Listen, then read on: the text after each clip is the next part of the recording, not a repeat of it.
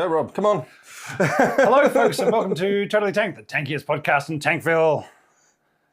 Okay. I'm Rob, by the way. Yeah, he's Rob.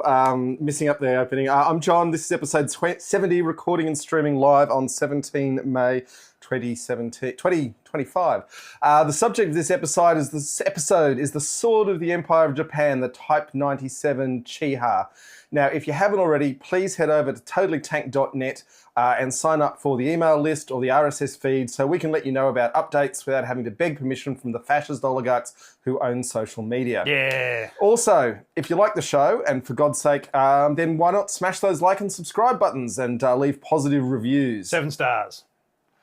All right, names. Well, okay, so we've got the Type 97, but like we experienced with the Type 10 Japanese tank and the various American tanks, the Type 97 medium tank with the Type 97 57mm tank gun and the 2 or 3 Type 97 7.7mm heavy tank machine guns should not be confused with the Type 97 tankette or the Type 97 aircraft machine gun as mounted on the Zero, or the Type 97 automatic anti-tank rifle, the grenade, the sniper rifle, the 81mm mortar, the 90mm mortar, the 150mm mortar, the torpedo, the lightweight torpedo, the recon aircraft, the fighter aircraft, or the flying boat.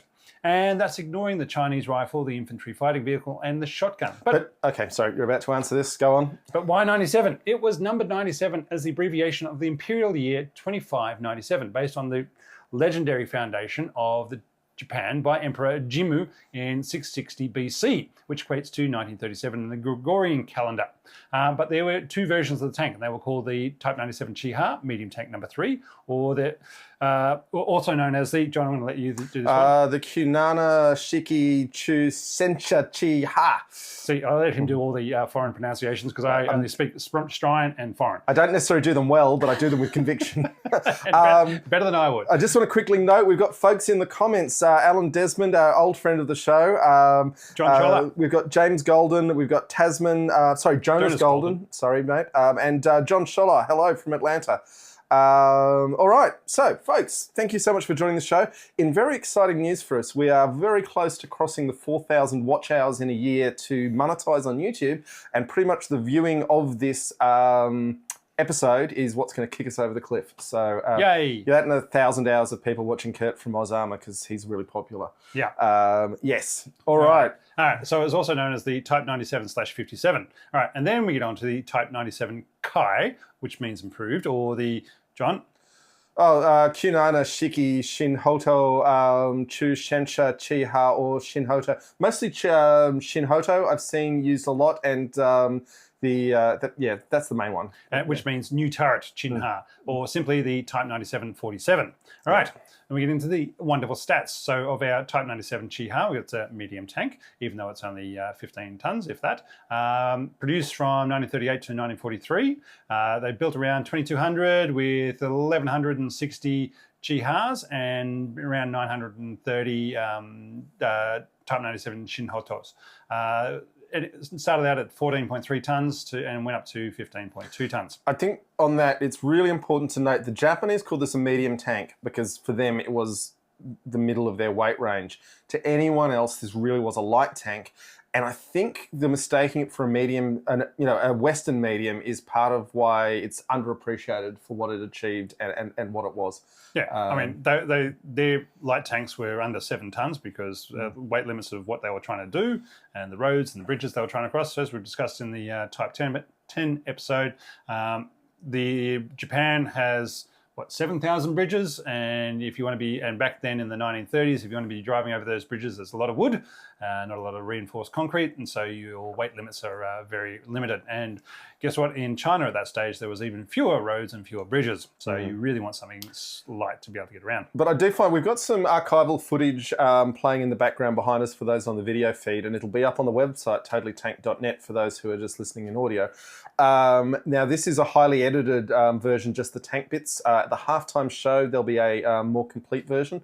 There's some really fun stuff I've pulled out of the Australian War Memorial Archives on this. With Japanese people, it looks like a medium tank is the other thing because it's a huge tank for very small Japanese people. The average height there, I remember reading, was 1.6 meters, which I think is about 5'7" or something like that for a Japanese soldier. So, yeah. Anyway, but then again, everybody's coming out of the Great Depression, so everybody's underweight and grew up malnourished, and so the world was much shorter and thinner back in the 40s, and that's our excuse for being big, strong Australian. There is that. And people these days, because we're not overweight. Yeah, we are. Anyway, length 5.5 meters, 2.3 meters wide, and 2.2 meters high, so quite low. Crew of 5, but regularly dropped to 4 by leaving out the loader as the turret was too cramped and the rounds were small enough for the commander to load easily. Armour, very thin. All right, 8 millimeters most places, 25 millimeters on the turret, the front of the turret and the gun mantlet. Sometimes they added another 20 millimeters welded onto the front of the turret. So, but it's fair to say this armour is paper thin. This is, FT kind of. You're bouncing 50 cal rounds, but not anti-tank rounds. We want to bounce too many 50 cal rounds either. No, you wouldn't want that. Sorry. The main armament of the Chinha was the 57 millimeter gun, which that was later replaced with the 47 millimeter anti-tank gun, which became the Shinhoto variant. Which basically, they fought the Soviets at, we always talk about Nomahan because it's unbelievably important. Or Khalkhin-Gol. Or Khalkhin-Gol, same battle. So at Nomahan, the Japanese went in there with a bigger caliber, high explosive lobbing cannon. And having to fight Soviet armour, they said, you know what, we want a high-velocity, long-range cannon. Thank you very much. Well, I mean, the tank was designed for infantry support. That's why it had the 57 millimeter gun, because that was lobbing out HE rounds for infantry support. But the experience of fighting the Soviets made them think, no. And the thing with the 47 millimeter gun that they went to, which was a much longer barrel and a higher velocity, it did still have a moderately useful high explosive round. So they gained a lot more armour penetration, and they were still reasonably happy with the high explosive. It was something like 91 grams of high explosive, which doesn't seem like a lot, but they seemed happy with it. All right, and welcome to Philippine Dreams and Obliteron. Thanks for joining in. All right, it also had secondary armaments of 2 7.7 millimeter Type 97 heavy tank machine guns. There was a possibility of having a third on a ring mount on the cupola. Now, I've only ever saw that in models, never actually any footage of, there's probably one right behind us in the video, but I haven't seen it. I have seen the video, but I haven't seen the anti-aircraft guns mounted on top for use by the commander. But so I wasn't sure if that was just a modeling thing or if they actually did it. So who knows? I think it was also something they planned for. And the other thing is that you'll see in the footage, particularly the earlier variant had the radio antenna around the top of the turret, which the Russians also did. And that seems to be something that they, obviously, as radio technology developed, the need to have that big antenna went away. So it also went away. Yeah. And whether or not they actually had a radio fitted. You'd think you'd only have that railing if they had, I don't know. You also don't want to advertise that you're the radio tank. That's a bad tank to be in. Yeah. All right, the engine was a Mitsubishi air-cooled V12 diesel engine. Now let's just... with 170 horsepower. Let's just dwell on this for a second, because they did the similar thing with the Hargo. This was bigger. But obviously the Americans had air-cooled petrol engines in their tanks because they were aircraft engines. The advantage of air cooling is you remove an enormous amount of vulnerability. You also add a lot of problems with overheating because air cooling isn't as good as liquid cooling.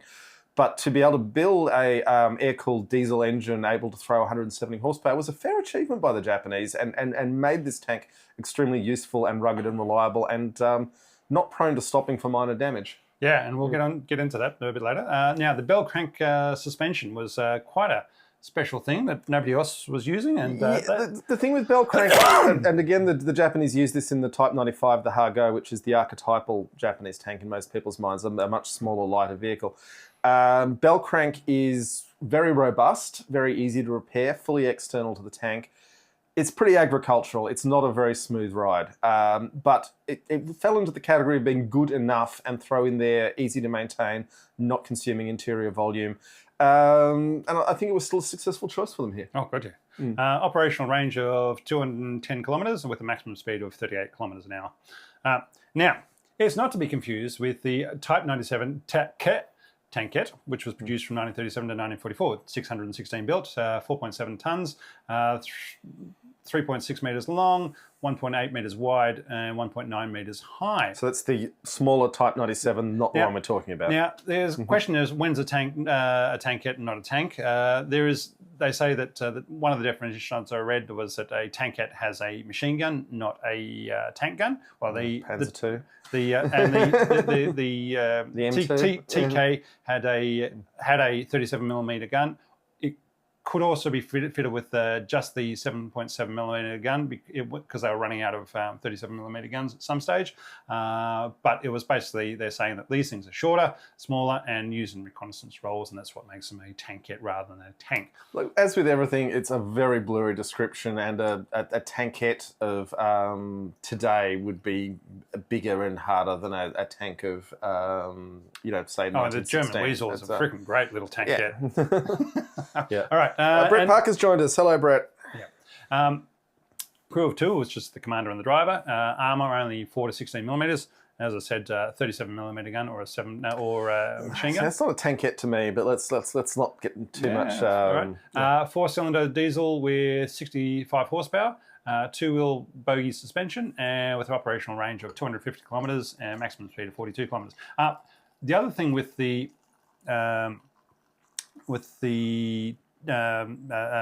engine.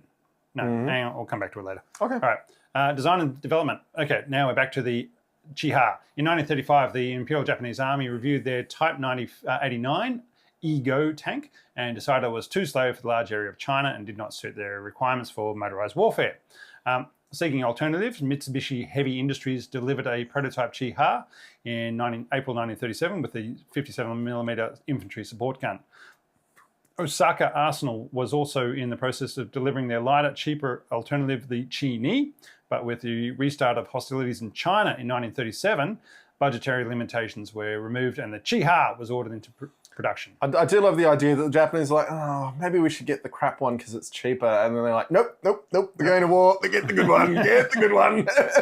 Remember, this is all the competition between the Navy and the Army it was still a thing, and it hadn't really been decided by the loss at Khalkhin Gol. So it really was, but it was still there. The competition for resources was huge. But when we talk about competition between the Army and the Navy in pre-war Japan, we're not talking about getting upset if the football team loses. We're not talking about stabbing each other in the back in cabinet meetings. We're talking about literal stabbings. In the streets. Yeah, they were killing each other. There was murders in the streets by politicians, by soldiers, to make sure that their choices were getting made. How soon do you think we'll be seeing that again, eh? Look, anyway, we'll get into that. Fascists just tend to violence, so I think it's a matter of time before American cabinet members start doing some very strange things. They're already doing some very strange things. I mean, Russia, they just have this fall out of window. Fall out of windows. But the window is locked. Well, you managed it. Anyway, the design relied heavily on the Type 95 Hago, such as the set of 12 buttons for the commander to press that lit up a console light telling the driver what to do, as there were no internal communications. It's one of those things when you've got a society built on ideograms, the idea of having 12 lights and having to know what each of them means, it makes more sense, when you've got to memorize thousands of kanji to read. But they literally had telephone companies, the wonderful Fujitsu, Nazi Germany and Imperial Japan company come together to build telephones. Why weren't they installing those? I love Fuji cameras though. Anyway, Fujitsu. Yeah, not Fuji. I thought they were related. Anyway, go on. Anyway, suspension was the bell crank system, designed for easy maintenance, not comfort, as John was saying. The long bolted hull was low and narrow, making it less manoeuvrable, but faster, more stable and more difficult to hit. So the gun had a 10-degree traverse in the turret, and elevation was controlled by the gunner using a shoulder mount. So, and it's worth noting this is a quite rare tank where the turret is not central. No, yes, it was offset, as you'll see in the videos as we watch them.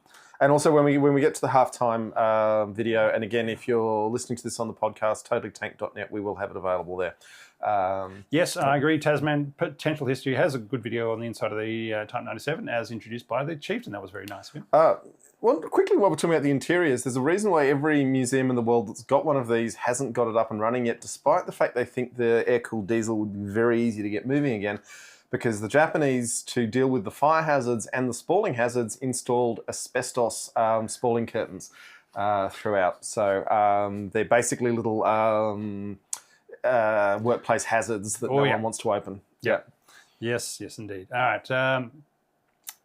So the gunner, while the traverse inside the tank was manual traverse, so you wind your little handle around as the tank turns. Now, I don't think we've actually addressed the machine guns. It had two machine guns, one for the bow gunner in the hull and one to the rear of the turret for the loader to operate. Now, I do like the idea of the rear-mounted machine gun. I mean, as a concept, if the infantry are sneaking up behind you, you just got them. You've got them, Rob. You don't have to swing the turret around. You just got them. But if you want to be hosing down an area with the... It should be a beaten zone, yeah. with two machine guns, then your main gun is pointing the wrong direction.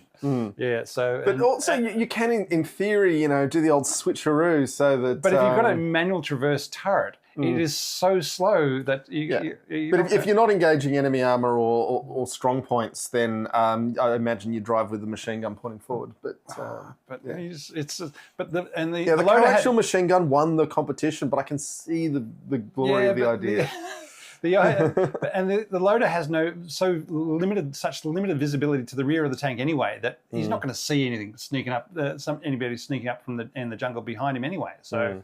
I guess they weren't always fighting in jungle. They were fighting in a lot of China, which is probably the main place. Tasman in the chat has noted the Japanese burned all the technical manuals at the end of the war. And I'll get to that. Which is worth noting, but it's also worth noting that there was significant post-war use, particularly in China. So the lack of manuals it's a pretty simple tank to operate. It's a very simple, robust tank in many ways, but yeah. So yes, the gunner would hold like some of the British tanks. The gunner had a shoulder mount, whereby the commander or the gunner would traverse the turret onto the target or near the target, and he could elevate the gun by moving his shoulder up and down, squats and lunges. There you go, and then he had 10 degrees of movement inside the gun mantlet to be able to move the gun around more precisely. I reckon you could have a business model getting people doing squats and lunges with a 3-ton cannon on their shoulders.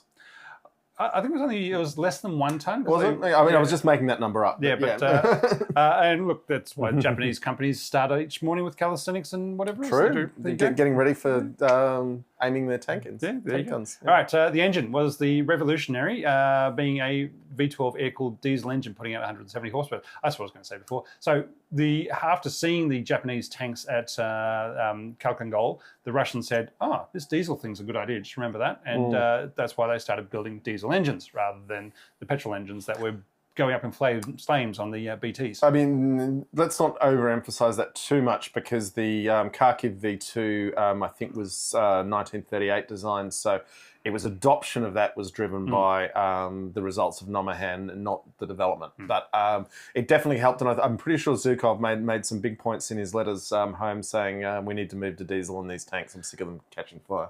Brett, no, with the rear MGs for from the Soviet tanks, basically it was two ideas coming out at the same time. But between the BT and the Chi-Ha fighting each other at Khalkhin Gol, it was fascinating how similar those tanks actually were. Yeah, but I think it was the KVs that had the rear machine gun. Yes, yeah.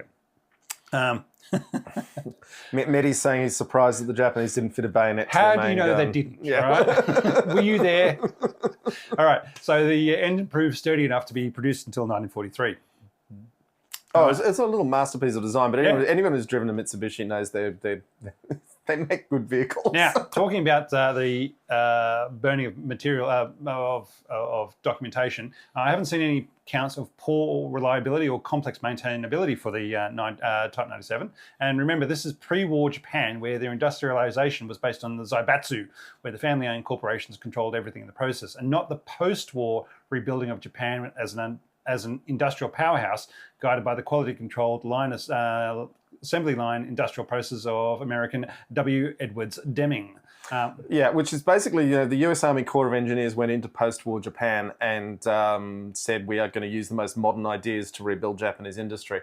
And Japan benefited from that enormously. And unfortunately, America was not willing to listen to the US Army Corps of Engineers. Oh, So, Deming's gone in there. He's a hero in Japan, and he's gone back to America. And nobody's remembered who he was until the 80s. And they're like, oh, well, we're doing fine. We don't need your advice. This guy's transformed Japan's bloody industry and made them a powerhouse. And he's gone back to America. And now, pre-war Japan didn't necessarily make bad things. No. It made some things badly. They were very good at making warships. Yeah, but that was where the concentration and focus was on. The effort was on, but they had terrible yields on the things they produced. So, like with their vacuum tubes, 9 out of 10 that they made, they'd have to throw away. And the quality assurance that the Americans brought to them, the Japanese products are just known for reliability now in a way that even the Germans are slightly envious of. Yeah. Tasman's saying his first car was a Dado 1000, which is, that was a... Brett's talking about the old Sigmas. That's really going back in the day. Oh, God, what was this? My dad used to drive Magnus and Veratas, and we even had a Mitsubishi van back in the 80s. Yes, anyway. Yeah. All right, the placement and access to the engine is listed as being a bit tricky to work on, but that's all I've got to... that's all I've come across. But it's also said that the Mitsubishi engine was a very good design with no belts of any kind being found. Oh, geez, that would really make those engines better. Yeah, and everything being run off drive shafts, including the air cooling fans mounted on either side of the engine. Now, I just want to quickly touch on, these days, we are used to cars being very reliable. But most people watching this podcast are old enough to remember it used to be, if you had back in my day, if your parents had a dinner party, so let's throw it back into the 80s, it was not unusual for someone to be late because they had car trouble. And that is unthinkable today. And that's how these particularly... that's why they had to throw all the keys into a jumble at the end. Yes, that's why they had to do that, Rob, yeah. But, it's synthetic hoses have had a lot to do with that because rubber hoses cracked and split all the freaking time. But also a lot of Japanese ideas with building with an idea for elegant failure so as that they wear down, they remain useful. Anyway, and this looks like it was very much a design built to be very hard to stop. Yeah.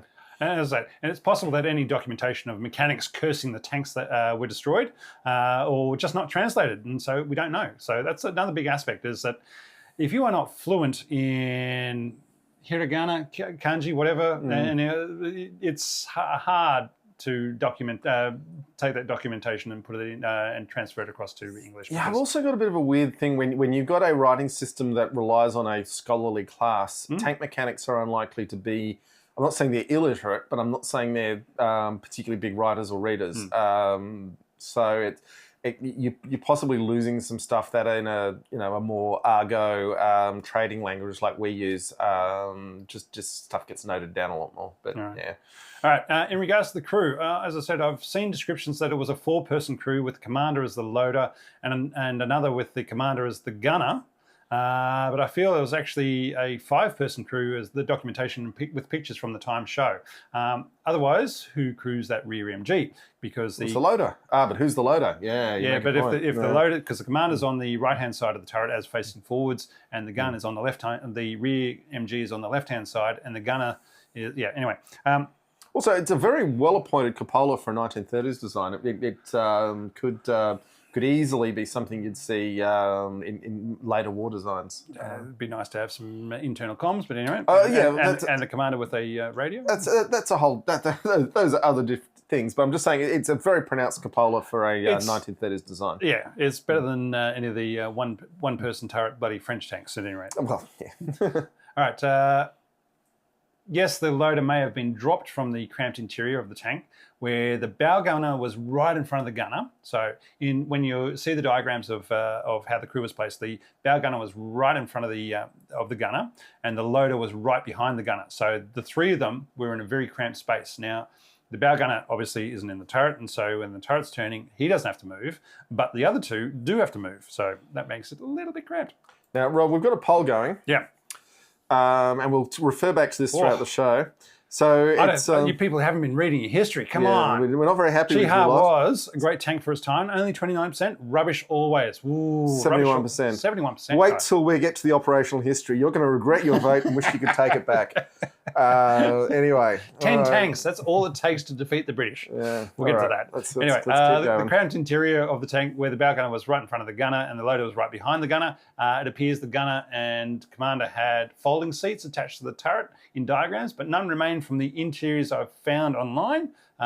If they weren't in their seats and the loader didn't have a seat, they would have to step around the inside of the tank as there was no turret basket, stepping over the drive shaft that goes down the middle and around the engine that protruded into the turret.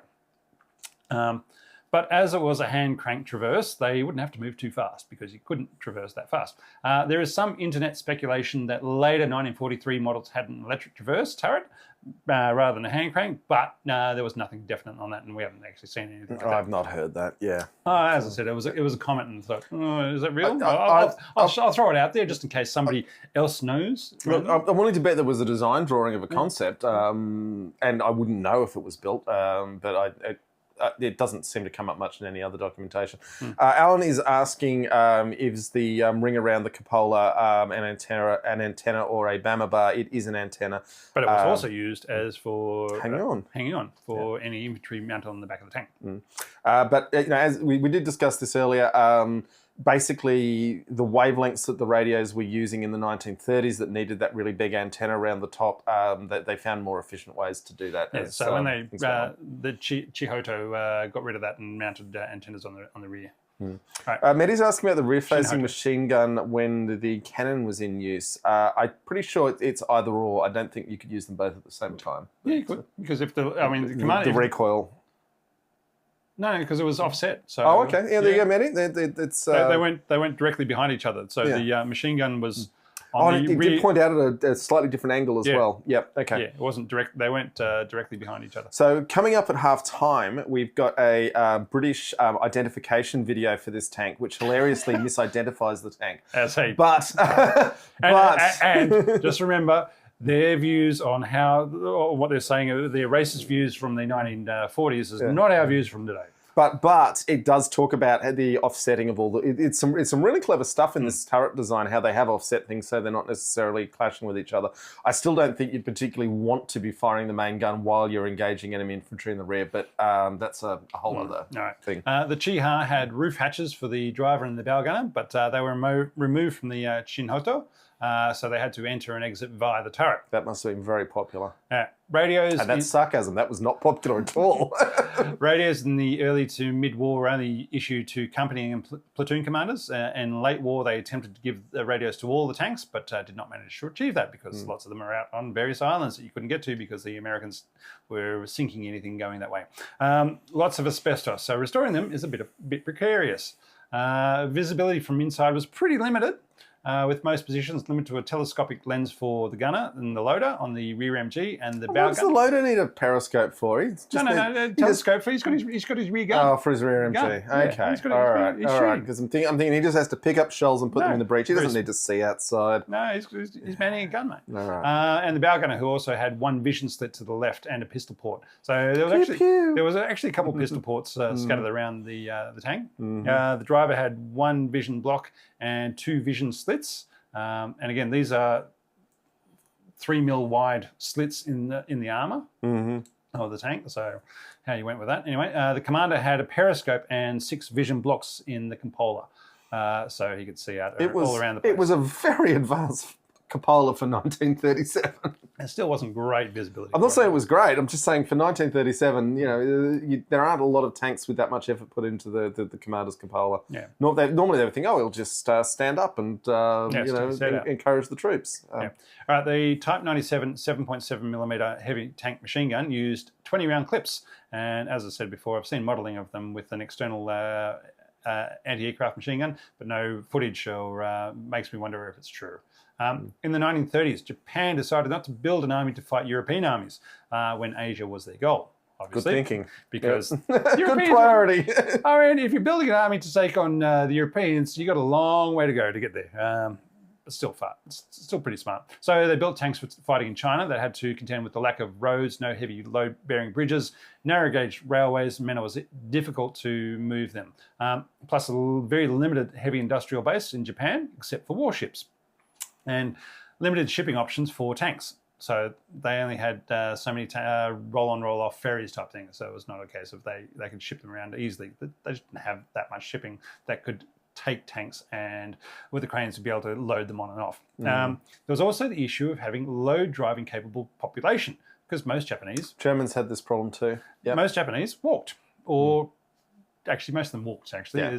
Very few had horses. Or caught trains, meaning the manpower pool for logistics, driving trucks and tank drivers was very limited. So you had the contention of who do you want your the people who could driving trucks and getting the petrol and ammo to where it needs to be, or do you want them driving tanks and actually fighting the battles? And you couldn't do both. And I mean, yes, training people up as soldiers was very, very possible, and they did it, but it was still meant that you took more time and they had a lower skill base, as it was. Yeah, but I mean, it's actually a really big thing. Like, obviously, the US in particular had a enormous number of people coming into the workforce who... The Model T made sure that there was a lot of people who could drive in America. Yeah. Which is why nowadays they're making it all game controllers for the drive. Yeah, Xbox controllers for everything. But it does make you suddenly think. It's like, how long does it take to train someone to drive competently? I would argue maybe even 6 months. And in military training pipelines, 6 months is an enormous... you want 3 months to be able to march in a straight line, pick up a rifle, fire a rifle, and follow basic orders of stop, go, stop, go, stop, go. Yeah. And that takes you 3 months. That said, in Japan, there was a big push to build tanks and put together combined armoured brigades with tanks, artillery, infantry, reconnaissance engineers working together. The Wanaka detachment was a combined arms force that took part in the Battle of Shushu. Well done. That was pretty good. Pretty good in May 1938, with decisive results for the Japanese. However, the Imperial Japanese Army leadership, as in General Tojo, did not understand combined arms, and the brigades were then dispersed to concentrate on infantry, with tanks only to provide support. Now, it's easy to say. Everyone in the world had these same concepts floating around, and then they said, this is going to be really expensive, and we can only afford a couple of these, or we could just have lots more of what we've always done. And it's very hard from our high altitude and many years removed to say who was right, because the guys saying, let's go the really expensive thing, weren't necessarily right. But, at this point, it seems like, they should have done more of that. Yeah. All right. From 1942, armoured divisions were put together to re-establish combined arms forces. Whilst they existed on paper and had doctrine, they were not effectively used as a cohesive force except during Operation Ichigo in 1944. All right. Now we get on to the operators. Imperial Japan, what a surprise. The People's Republic of China. That's the communists. The Republic of China. That's the nationalists. And probably the Indonesian nationalists. They definitely used a Type 97 tankette, and there were Type 97 Chihas on the islands as well, and one can be found in the memorial at Museum, John? Brawijaya, Malang. There you go. But there is nothing specifically listed that the Chihas were used by the Indonesians against the Dutch. Now, it's interesting that the Dutch asked the Brits to control the colony straight after the war until they could get themselves sorted out. And the Brits then got the Japanese soldiers to keep the islands under control until they can get more Indian soldiers over there to take over Indonesia. And you then get Australia's very complicated relationship with Indonesia coming out of this, where we were like, no, we don't want the Japanese troops running in Indonesia. And there was a fair bit of pushing and shoving around that period, but that is outside the scope of this podcast. So. All right. The conflicts, the Second Sino-Japanese War, which was the Chiha was very effective to have. It was very effective to have a tank facing off against warlords of dubious quality. I just want to quickly speak out in defence of the Chinese warlords of the 1920s. Many of them were dubious, and many of them were absolutely crap. But there were also some who were trying to drag their own particular region of China into the future in huge ways. Some of the first electrified cities in the world were Chinese warlord cities in the 1920s. Some of the first mass public transport systems that they were building. So, and they were hiring huge numbers of German mercenaries to run their armies, and then were very effective. I was about to say there's a reason why you see a lot of videos or film of Chinese troops dressed like German soldiers. Sure, but they were just saying, who's the best in the world? Where's there a bunch of soldiers lying around wanting a paycheck? And they said, Germany. Hey! The warlords were definitely of enormously variable quality, I would say, but there were some provinces that were extremely well run by their warlords and were just avoided by everyone for a very long time. Yeah. All right. Then we get to the Soviet-Japanese border conflicts. Khalkhin-Gol, Nomonhan. Yep. Then we get to World War II itself. Then the Soviet-Japanese War, which was from the 8th of August to the 23rd of August, 1945, which was 3 months after VE Day, as Stalin said he was not going to get involved in Japan until 3 months after Europe was won. And he stuck to his word. Wow, what a surprise. As I said, to the absolute letter of it. Yep. As I said before, possibly the Indonesian National Revolution of 1947, the Chinese Civil War. Both sides had tanks handed over from surrendering Japanese units at the end of the war, and the Korean War there were Chihars used by PLA volunteer units and not the North Koreans themselves. So the North Koreans had good Soviet armour and the PLA volunteer units had to use hand-me-down Japanese ones, which is quite an interesting way to think about how that rolled out. Another thing that's well worth noting is that PLA volunteer force that, swept MacArthur's troops aside late in the war. 7 million of them, whatever it was. Crossing over the Yalu River. If you wanted your grandchildren today to be senior cadres in the Chinese government, it really helped to be in that force. But, yeah. So, Rob, battles of note. Battles of note. You're starting with Khalkhin-Gol. That's a good one. Well, I just didn't have enough documentation on the Chinese things to be able to go into those. I'm sorry. It was my lack of ability in finding useful battles in China, whereas it was just running over things. Yeah, it's worth noting, though, that this was a time of extremely poor record-keeping in China because they had a lot going on. Yeah. Anyway, so Khalkhin-Gol, August 39. Well, we know from our BT episode that the Japanese tanks did not fare well. There were only 4 Type 97s in the 3rd Tank Regiment of the Japanese, and the first to die was the command tank, getting stuck in a tank trap and then bursting into flames when shot by Soviet BTs. I mean, to be fair to it got hit like 20 times before it finally exploded. Considering the lightness of the armour, I was surprised at the durability of it in this engagement. And the fact that it was diesel, and so it didn't catch fire. Bursting into flame took a while. Anyway, this defeat directly led to the implementation of the 47mm Type 1 gun, anti-tank gun being installed in the Chiha Shinhoto, which still took them a bit of time to get there because it was 2 years later before they started. Yeah, and only half of them had the longer gun. And in some of the late battles, I think there was like 1 Shinhoto and 10 earlier modelled Chihas. So the infantry support Chiha with the bigger caliber high explosive round was very important throughout the war. It wasn't just they said this is a better design and moved everything over to it. Yeah. Now we get to the fun parts. The Battle of Jitra. All right. So Northern Malaya, 9th of December 1941. So 2 days after Pearl Harbor and 1 day after the Japanese have declared war on things. The Indian 11th Infantry Division. So while we say it's an Indian division, it's still Brits and Indian force and troops make up the thing. It was a division. One battalion of...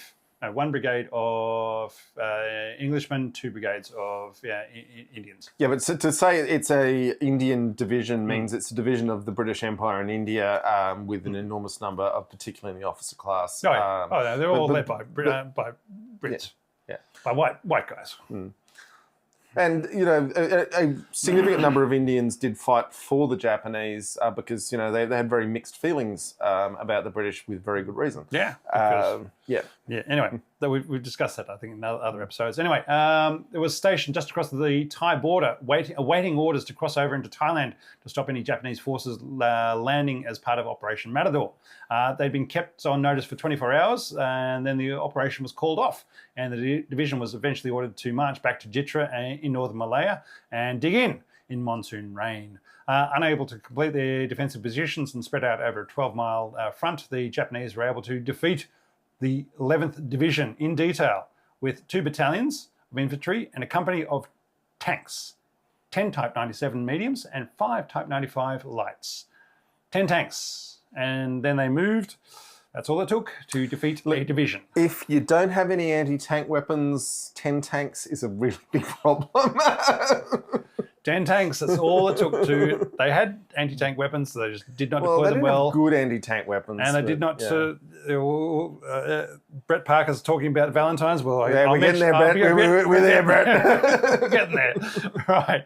As they moved south out of Thailand over the next 24 hours, the Chinha proved capable of fending off thick jungle and seemingly impassable terrain, as they were the key to victory, along with the bicycles. The bicycles meant they could keep up with the tanks. Now, just want to quickly note with the bicycles, the plan with the bicycles that worked was they didn't take the bicycles with them. They stole all the bicycles from the Thais. The Thais and the Malaysians. Yeah. The other thing I just want to quickly note is that in the archival video that we've got playing, there's a lot of Chihas bulldozing trees.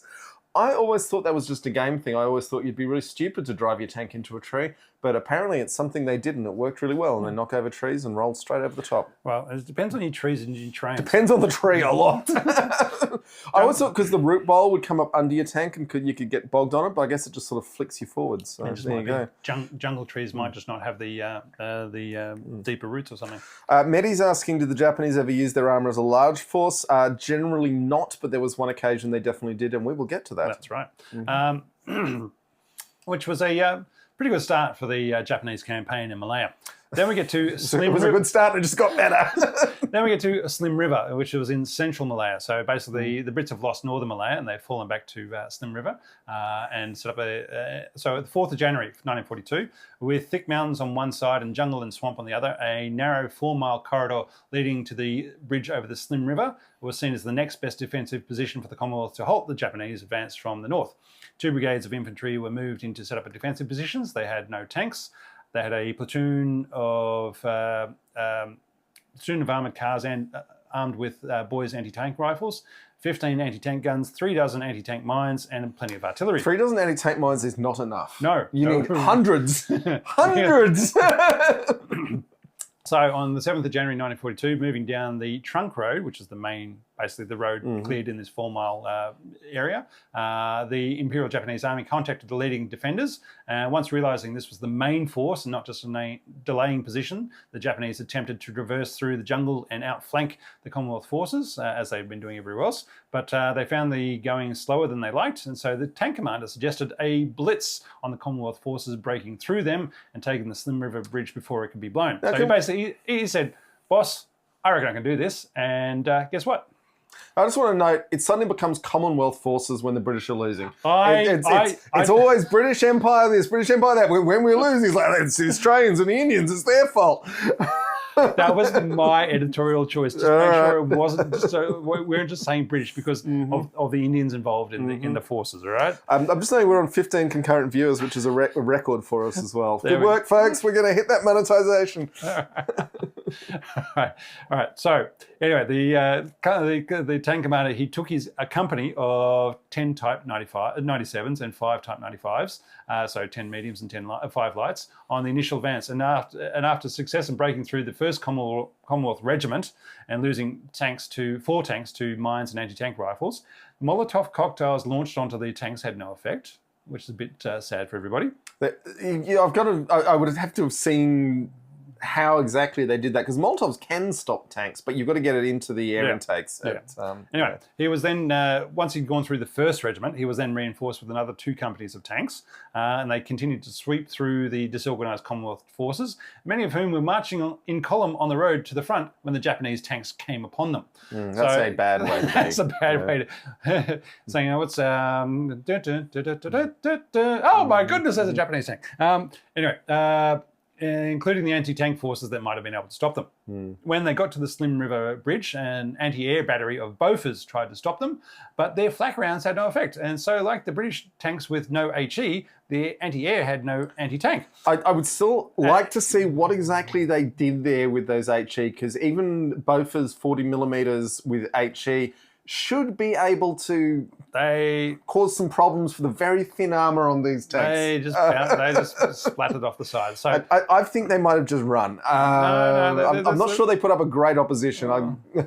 Anyway. You see what a Bradley with a 30mm did to a T-72, for God's sake?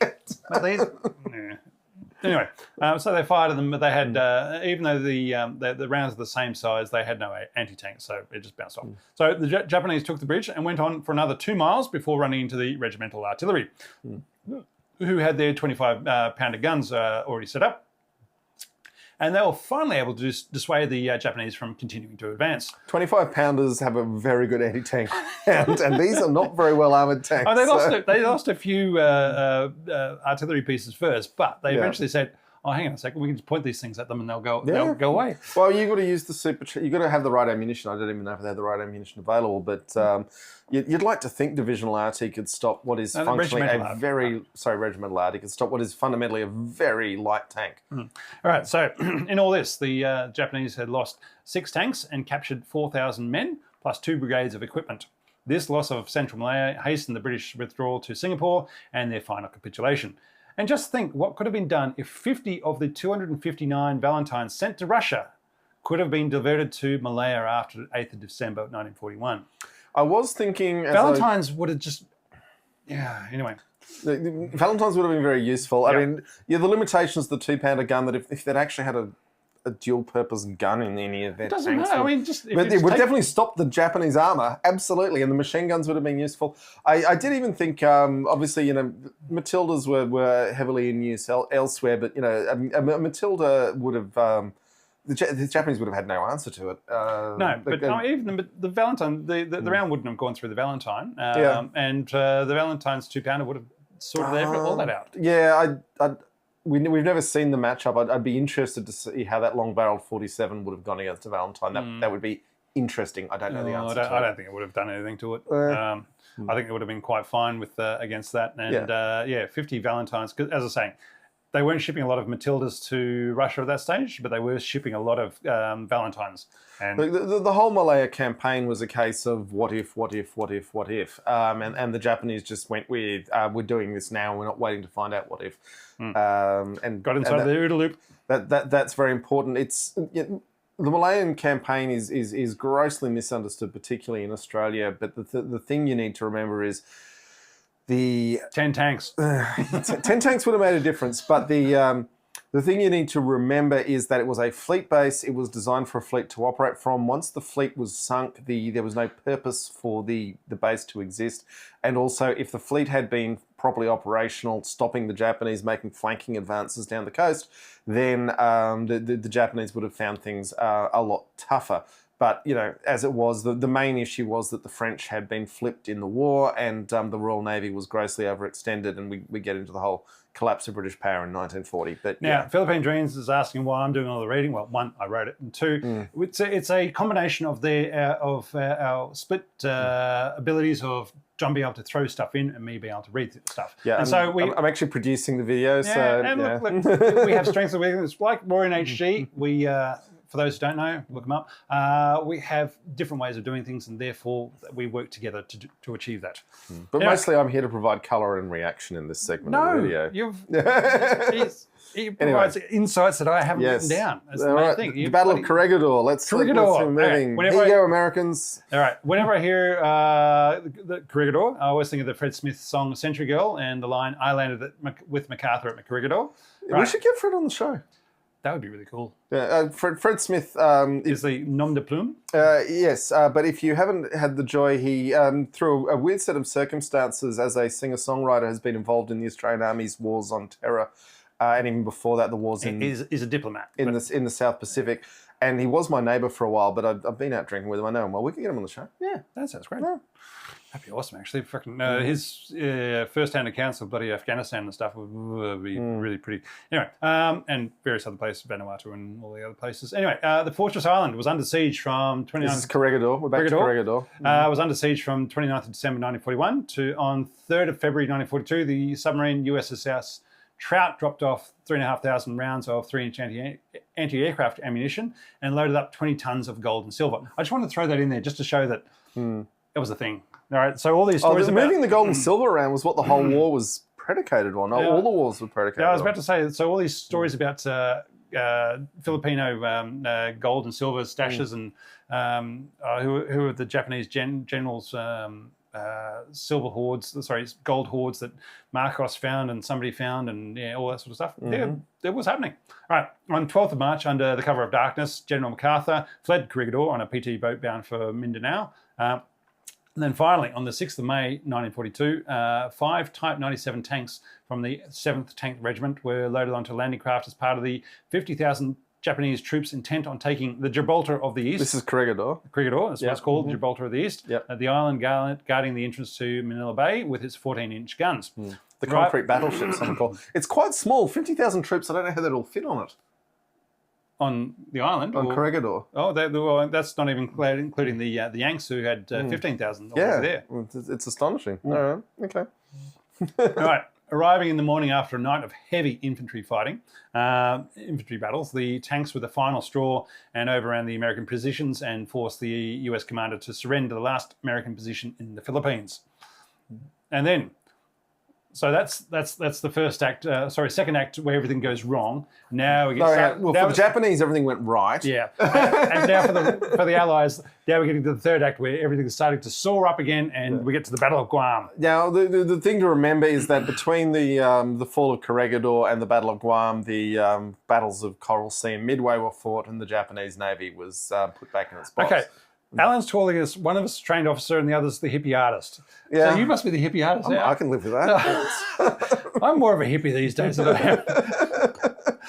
I rail against it, but I actually tick a lot of those boxes these days, which is really weird. All right, Rob, I'm going to leave you a little bit of beer in the tube there. We've got plenty more beer. I know, we've got more beer. Battle of Guam, July 1944. This is me now. Oh. Yeah, it's me getting to talk. He wrote these bits. Yeah. So, July 1944, by 1944, the very light Chiha was seriously outmatched by American armour in the form of the M4 Sherman, sporting much thicker armour and a much bigger gun. Now, let's remember that when the Chiha was designed in the 1930s, the Americans had nothing close to it. Maybe you could... The M2 medium. The M2 medium. No. Maybe the... The M2 light with its 7 machine guns. Yeah, no. Yeah. The Stuarts... no, this was... The Chiha was probably a better tank than the Stuarts in straight tank v tank, and they're in the same weight class. So, but by 1944, when you're putting Shermans on the beach, this is much, much, much better. And the other funny thing the Japanese started doing was using stones to build full-size replicas of their tanks out of stone, which absorbed a colossal amount of American firepower. To see the silhouette. Because the silhouette, I've got to shoot that. But you can soak up as much American ammunition as you like. The Americans have never lost a war for lack of ammunition. So making them... The Japanese are running out of ammunition on all these islands. Japanese lose wars from lack of ammunition. Americans don't. So at Guam, there were 10 early Chihas and a lonely Shihoto with a longer gun. They were ordered to participate in a general attack on the 25th of July, but they lost their way and missed the attack. Oh, what a shame. Can you imagine how disappointing that would be if you were the infantry having to make that attack and you were promised the tanks would finally do something and then they get lost and don't make it. On the 10th of August, the last 10 Japanese tanks attacked the American tanks and were wiped out. That seems to be pretty one-sided from what I can see. Rob, I think Luzon was yours? Yep. Battle of Luzon, January 1945. The middle of January to early February, the largest ever tank battle between Japanese and American tanks took place. The Japanese 2nd Tank Division with 220 tanks. There would have been more, but they had to send their other tanks to Lady, most of which were then sunk on transport ships. So they didn't even make it. So in the end, the 2nd Tank Division had 175 Type 97 Shihotos and 25 Type 89 Egos and 20 Type 95 Hargos against 59 Shermans, 17 M5 Stuarts, and infantry with bazookas and dozens of M7 Priest self-propelled guns. For 3 weeks, the Japanese tanks ambushed and harassed the US forces at night on the plains of Luzon, causing massive casualties without committing to battle. Eventually, they were all hunted down and 200 were destroyed. But yes, they held up the Americans for quite a while and it was quite bloody. Then we get to Operation Ichigo, which means number 1. Started in April 1944, the largest ever operation by the Japanese army with 500,000 troops and 800 tanks. So there you go, massed armour. There we go, it happened. 800 tanks. The tanks of the 3rd Armoured Division started as the spearhead of the operation assaulting south of the Yellow River to take the Wuhan-Beijing Railway. The Japanese wanted to secure... So just quickly, because I know that I've travelled through here. The Yellow River runs east-west. The Wuhan-Beijing Railway runs north-south. So they're crossing the Yellow River to take that north-south railway. Yep. So the Japanese wanted to secure a route from Malaya/Indonesia to Japan that wasn't subject to interdiction by US subs at sea, because the subs were sinking any ship that was going from that way. Literally the same reason the Japanese built the Grand Canal. Sorry, the Chinese built the Grand Canal. Huge apologies. Let's say it again. The Chinese built the Grand Canal to stop pirates stealing their coastal trade. Yeah, okay. So they wanted a route from Vietnam to Korea that they could move fuel, rubber, tin, rice, and coal along the railway, and at the same time knock out the US air bases in China. They had to stick to the railway as their roads in southern China were so poor that they couldn't last long with any vehicles on them whatsoever. And Wuhan, the Wuhan Railway only gets you to Wuhan, which is on the Yangtze River. It doesn't get you into deep southern China, but it gets you a lot of China. Yeah. The fights were mainly against disorganized nationalist Chinese forces, and the Japanese only controlled the towns and railways. The 8-month operation was a success for Japan, but they lost a lot of equipment and a lot of troops. And with the US taking the Marianas Islands, they no longer needed Chinese air bases to be able to bomb Japan. The operation involved most of the Japanese troops in China, and with them advancing south, it left pockets of opportunity for Mao and his communists to grow forces to grow in strength in the north. It's said to have had as much of a political outcome on the post-war world as Operation Overlord and Bagration. So, what happened with Overlord, with the Western Allies going through Western Europe and securing that, and with the Russians with Bagration going through Eastern Europe and securing that. This is what the Operation Ichigo basically secured China for the communists. So an unintended consequence. It was an act that actually set up the world for what happened after the war. Yeah. All right. Mainly because they were attacking the nationalists and drawing forces further south and creating opportunities. They were leaving all the gaps in the countryside in the north where Mao was. Right. Now, the Battle of Okinawa started on 1 April 1945. That's a hell of an April Fool's. It's been called the Typhoon of Steel, both in English and in Japanese. The bloodiest and fiercest fighting of the Pacific War, and the determinant to use nuclear weapons rather than try and invade the Japanese mainland. Basically, after Okinawa, the Americans said, have we got anything other than doing this invasion of mainland Japan? And the nerds said, oh, we've got something for you. The numbers they looked at and said, look, if we invade Japan, it'll be 2 million wounded and 500,000 dead Americans to invade the actual islands. And they said, 500,000 dead and 2 million wounded is not a number we're willing to accept. So therefore, let's drop those bombs. Well, let's see what those nerds have been working on. Yeah. So Okinawa was an incredibly ferocious fight, and the British had 4 fleet carriers damaged, although theirs stood up to damage a lot better than the American ones. That's well outside the scope of this podcast. Now, Okinawa as a tank conflict, Rob, the Japanese lost 27 tanks and the Americans lost 300. That's probably all they had. The Americans lost 375. But when you've only got 27 tanks and the other guys have hundreds more, that's not the win you might have hoped for. And the other guys are saying, you know what, we're going to commit suicide anyway, so we may as well take out these tanks with us. Yeah. There was a lot of suicides in Okinawa. Yeah, a lot of satchel bombs carried all the way to the target. The main value of the Japanese tanks was simply that they existed as a potential threat rather than anything they actually posed in their doomed interventions. As long as the Americans had to worry that Japanese tanks could turn up, they had to be more careful. There you go. Yeah. All right, and the beer tube is done, boys and girls. So we'll be moving on to other beers. Don't worry. As a logistician, I make sure we have plenty of beers. All right. Do you want to hand me a can while you're thinking about it? All right. Oh, we wouldn't want to run dry. It's important to provision properly. Oh, another one of these. Yeah. We're going to talk about this. Yeah, we're going to be talking about those. All right. The Battle of Shumshu. The Soviets wanted the Kuril Island chain north of Japan. And Stalin even had designs on Hokkaido. And sorry, they even had designs on Hokkaido, which means what I really mean is Stalin wanted them. So after declaring war on Japan on 8th of August 1945, the Soviet forces landed troops on Shumshu Island in the Kuril chain.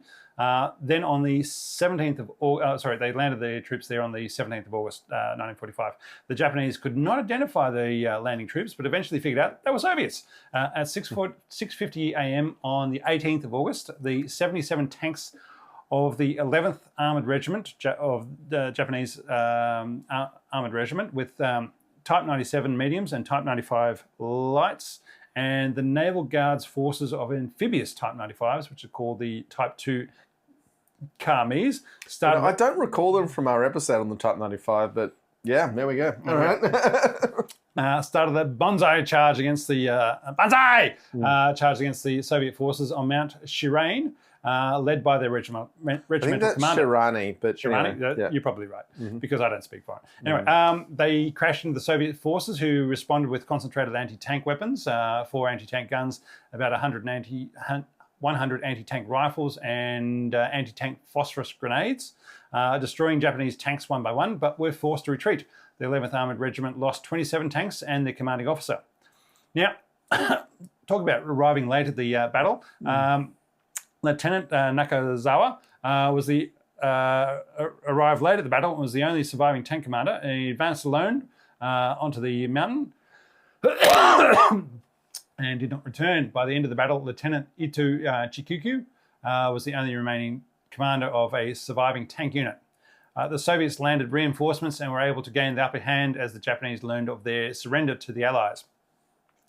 The following days were spent trying to secure a ceasefire, but poor communications, bad weather, language barriers, and trigger-happy troops, ships, planes, and artillery meant that most of those going around with white flags were killed, until finally a surrender was agreed on the 23rd of August 1945. So, yes, trying to say, we give up. Well, you're going to get shot anyway. Anyway, on that 23rd of August, Nikolai Slavin, head of the Soviet General Staff in Moscow, asked the US military command in Manila via the US military liaison in Moscow, was it the American army that landed on Shumshu Island? The American reply was that no, it was the Soviets, showing that Stalin kept the mission secret from his own generals and based the operation all on a agreement signed in Yalta and then kept secret from there. So, yeah. All right. But then again, we get to the most famous Type 97. It was actually a Chinese tank operated by the communists. The Gongchen tank refers to a specific heroic tank, number 102. All right, with the Soviets in charge of Japanese disarmament on the mainland, they made sure to hand over any equipment to the Chinese communists, which is how the CCP received most of their Japanese tanks, but not the Gongchen tank. It was captured by the communists in Shenyang in 1945, along with some Japanese technicians who were then forced to repair the tank and another Shinhoto, number 101. As the Kuomintang, or KMT, were advancing on Shenyang, the Japanese sabotaged tank number 101. So the Northeast Special Tank Brigade of one tank, being 102, and 30 soldiers was formed and broke through the KMT blockade. In its next action, tank number 102, along with 3 other tanks from the, how do you want to say that? Tonghua Artillery School, killed 3,000 KMT soldiers. Holy cow! 3,000? Citation needed. Yeah. Citation needed because there might be a little bit of propaganda going on here, boys and girls. I strongly suspect 2,500 of those ran away and didn't appear for muster the next day and counted as casualties. But the point being is that this tank had a lot of propaganda going about it. So 3,000. Yeah, it gets better. It gets better. All right, that was 3 battalions. That was at Suyang County. All right, at the Battle of Jinzhou in 1948. Number 102, tank number 102 was now known as Old Man Tank, and was knocked out and then repaired under fire before leading the charge into 100,000 KMT soldiers, who were then defeated. Yeah, wow. Yeah. So after the battle, 100,000. There were 100,000 defenders in the city. And have you ever been in a 100,000 strong crowd? Because I'm not sure I have. But anyway, After the battle, tank number 102 was renamed the Gongchen Tank, meaning heroic tank, and went on to lead the Communist Victory Parade in Tiananmen Square on the 1st of October 1949. It stayed in service until 1959 and now sits on display in the Military Museum in Beijing. When I hear about it, it goes on to lead the parade. It really makes me feel about Thomas the Tank Engine. Of you've achieved this great thing, and now you get to lead the parade. Compare that to poor old Warspite, running itself aground in off the coast of Cornwall. But it's either the Chinese communists treat their heritage better than we do. As I said, there's a bit of propaganda behind this tank, but it still did the job. So there you go. It's the most famous Type 97. Anyway, and yet, 67% of people in our poll have said it was rubbish always. What kind of losers are you? It beat 100,000. Yeah. Anyway, other Type 97s in Chinese service, of which there were about 100, Chinese Communist service, of which there were about 100 had their hulls modified and side armour removed, and some reportedly had the Soviet 500 horsepower Kharkiv Model V2. That would have been a lot of horsepower in a 15-ton tank. That's the same engine that's basically in a T90 in a 15-ton tank. Yep. However, any remaining vehicles on display have all had their engines removed, so it can't be confirmed how many of that, whether it actually occurred and where it happened. Kharkiv V2 was a strategic resource that would have been repurposed even if the tank it was being taken out of wasn't. Right. But, yeah. They also reconfigured Type 97s into self-propelled guns by installing a Chinese Type 94 75mm mountain gun onto the chassis. The tank was listed as a light tank under the PLA because they were used following the Russian designation of tanks. Yeah, the sensible one. Right.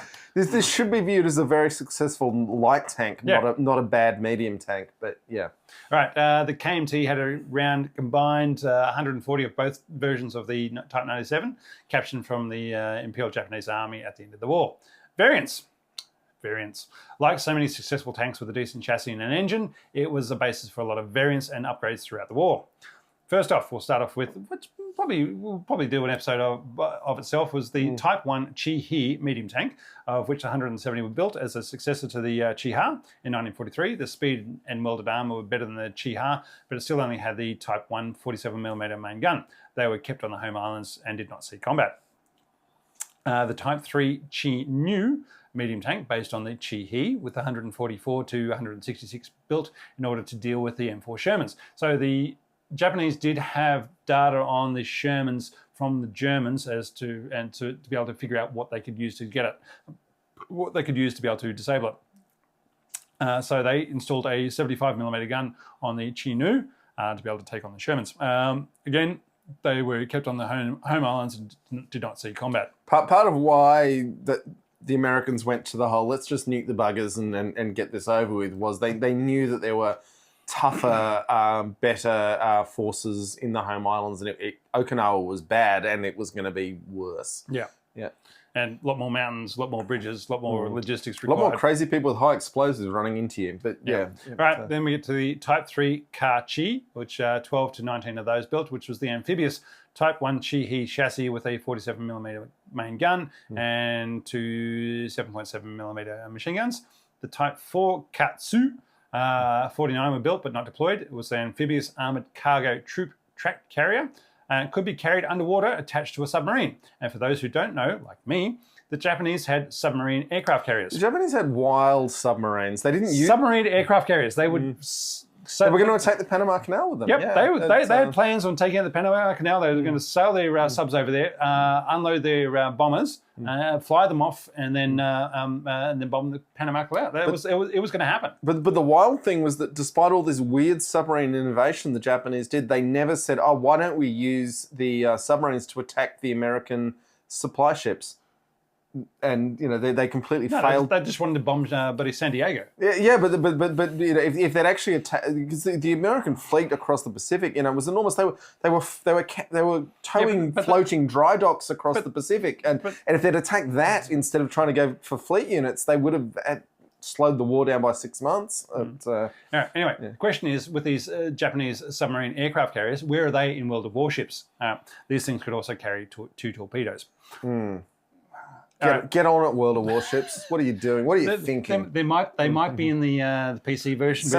It sounds like a Halloween kind of special. They're probably in the PC version. We only play the console version. Anyway, the Type 5 Toku, with one prototype built, was the amphibious tank using the turret of the Type 97 and the hull of the Type 5 Chi-Ri hull. Prototype experimental obstacle clearance vehicle designed to destroy obstacles such as barbed wire fencing and impenetrable undergrowth by firing a torpedo-type cylinder charge forward that would then explode and clear a path. Is that like a Bangalore torpedo? We'll get on to the Bangalore torpedoes. Okay. Yeah, Right. there's another one with the Bangalore. Anyway, then there's the experimental charge layer vehicle, which had a 12 meter telescopic arm with high explosives at the end, designed to drive up to walls and pillboxes. So this is the bayonet. People were asking for the bayonet, and here it is. and place the explosives against them and explode. These are increasingly sounding similar to Hobart's Funnies because all these ideas he had as well. He built these things. Right. Then there's experimental trench excavator vehicle, which had a trench digging plough at the rear of the tank. At least one example was sent to Wewak on the north coast of Papua New Guinea for field testing, and I bet the infantry loved this for digging holes because, as we all know, digging holes sucks. Yeah. Anytime you can mechanise your hole digging, you'll much happier soldiers. Craftsman Cat was the most favoured craftsman around the place because he could go around and dig a hole in about 5 minutes. Look, there's a folk story that may or may not be true, that in the lead up to El Alamein, a British British lieutenant was touring the lines, and he saw a young bloke who was in a trench digging a foxhole and who didn't salute him. And he said, "Oh, you don't salute, do you?" And the guy who was digging the foxhole said, "Well, I'm a captain and you're a lieutenant." So, all right. Then we get on to the Type 97 with dozer blades for use in airfield construction and detached for combat. I wonder if 40K still gives tanks armor bonuses for having dozer blades. It should. Dozer blades are very effective. Back nowadays they used to, but anyway, they detached them for combat in Japan. Anyway, only a limited number of dozer blades were produced, and de-armed versions were used post-war for reconstruction in Japan. Then we get the experimental Type 98 Chi-Ho medium tank. 4 prototypes were made in 1939. It had a similar chassis to the Type 97, but only 5 road wheels, and started with the newer 47mm gun. It was to be the lower cost Type 97. Didn't go anywhere. Then we get the Type 2 Ho-I medium gun tank. So when they talk about gun tanks, we'll get into that. 31 built in 1944 as a close fire support tanks or gun tanks. So these are basically your assault tanks, is what we would normally call them. Fitted with a short-barreled 75mm gun for firing large HE rounds. They were kept on the home islands and did not see combat. Short-barreled 120mm gun tank. 12 built in 1944, fitted with an anti-submarine gun. An anti-submarine gun? Yeah, I know. Isn't that good? But anyway, so it was a naval gun, and basically it was what you used to shoot at submarines when they came to the surface. Right. I don't know what. Maybe it's shorter range or something, and more direct fire, less arc in the round. I mean, no one wants to take lessons from Japanese anti-submarine warfare because it was completely ineffective and useless. But obviously they had some ideas and they put them on their tanks. Yeah. Okay.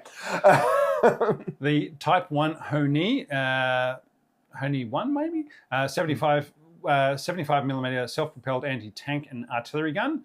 26 were built from 1942. They had an open casemate with a 75mm gun used as self-propelled artillery and direct fire anti-tank rolls. I've got to say, if you're going for a casemate, you want bigger than 75mm. But yeah, anyway. All right, saw combat at the Battle of Luzon in January 1945. The Type 2 had there were three of these types of tanks. The Type 2 had a 105mm gun. 54 of those were built, and the Type 3 installed a more modern version of the of the 75mm gun and had a fully enclosed casemate of 31 to 41 of those were built. They were deployed in tank regiments as tank destroyers. They were kept on the home island. Sorry, this is the Type 3s. They were kept on the home islands and did not see combats, whereas the Type 1s did, as I said, on Luzon. I mean, there were some Japanese heavy tanks wandering around that, again, I hate the bloody Japanese heavy tanks because I've never heard them. Yeah, anyway, they were never taken off the home islands and were being kept for this incredible destruction that was threatened. But yeah. Right, then we got the Type 4 Ho-Ro with the 15-centimetre self-propelled howitzer. 12 were built in 1944 as an SPG with a short-barreled 15-centimetre howitzer, rushed into service late in the war at the Battle of Luzon and then Okinawa, where it was horribly outnumbered by American artillery. The Imperial Japanese Navy built a single long-barrel 120mm self-propelled gun mounted with a 120mm naval gun, as you do. Experimental Type 5 Ho-Chi self-propelled gun with a 15-centimetre gun with an open casemate. So that, for those who don't speak metric, that's a 150mm gun that's bigger than a IS-2. But yeah. The C-RE, or SETRE, I don't know how you pronounce that one, armoured recovery vehicle. 3 were built from 1939 with a collapsible crane and a rear winch with only a machine gun in the turret. It's interesting because the Chiha engineering vehicles feature... The Australians captured a lot of them late in the war because I went through the War Memorial Archive looking for these things, and most of the pictures they had were actually engineering vehicles because I guess they weren't destroyed in combat. But yeah. The Type 97 Chi-Yu mine flail tank, prototype built with 2 revolving drums with chains on the front, just like the Hobart's Funnies. It kept its turret and gun. The Type 97 mine clearing tank GS. Prototype built in 1943 with a rocket launcher fitted behind the gun turret that would then launch a Bangalore torpedo affixed to a rocket forward to detonate mines.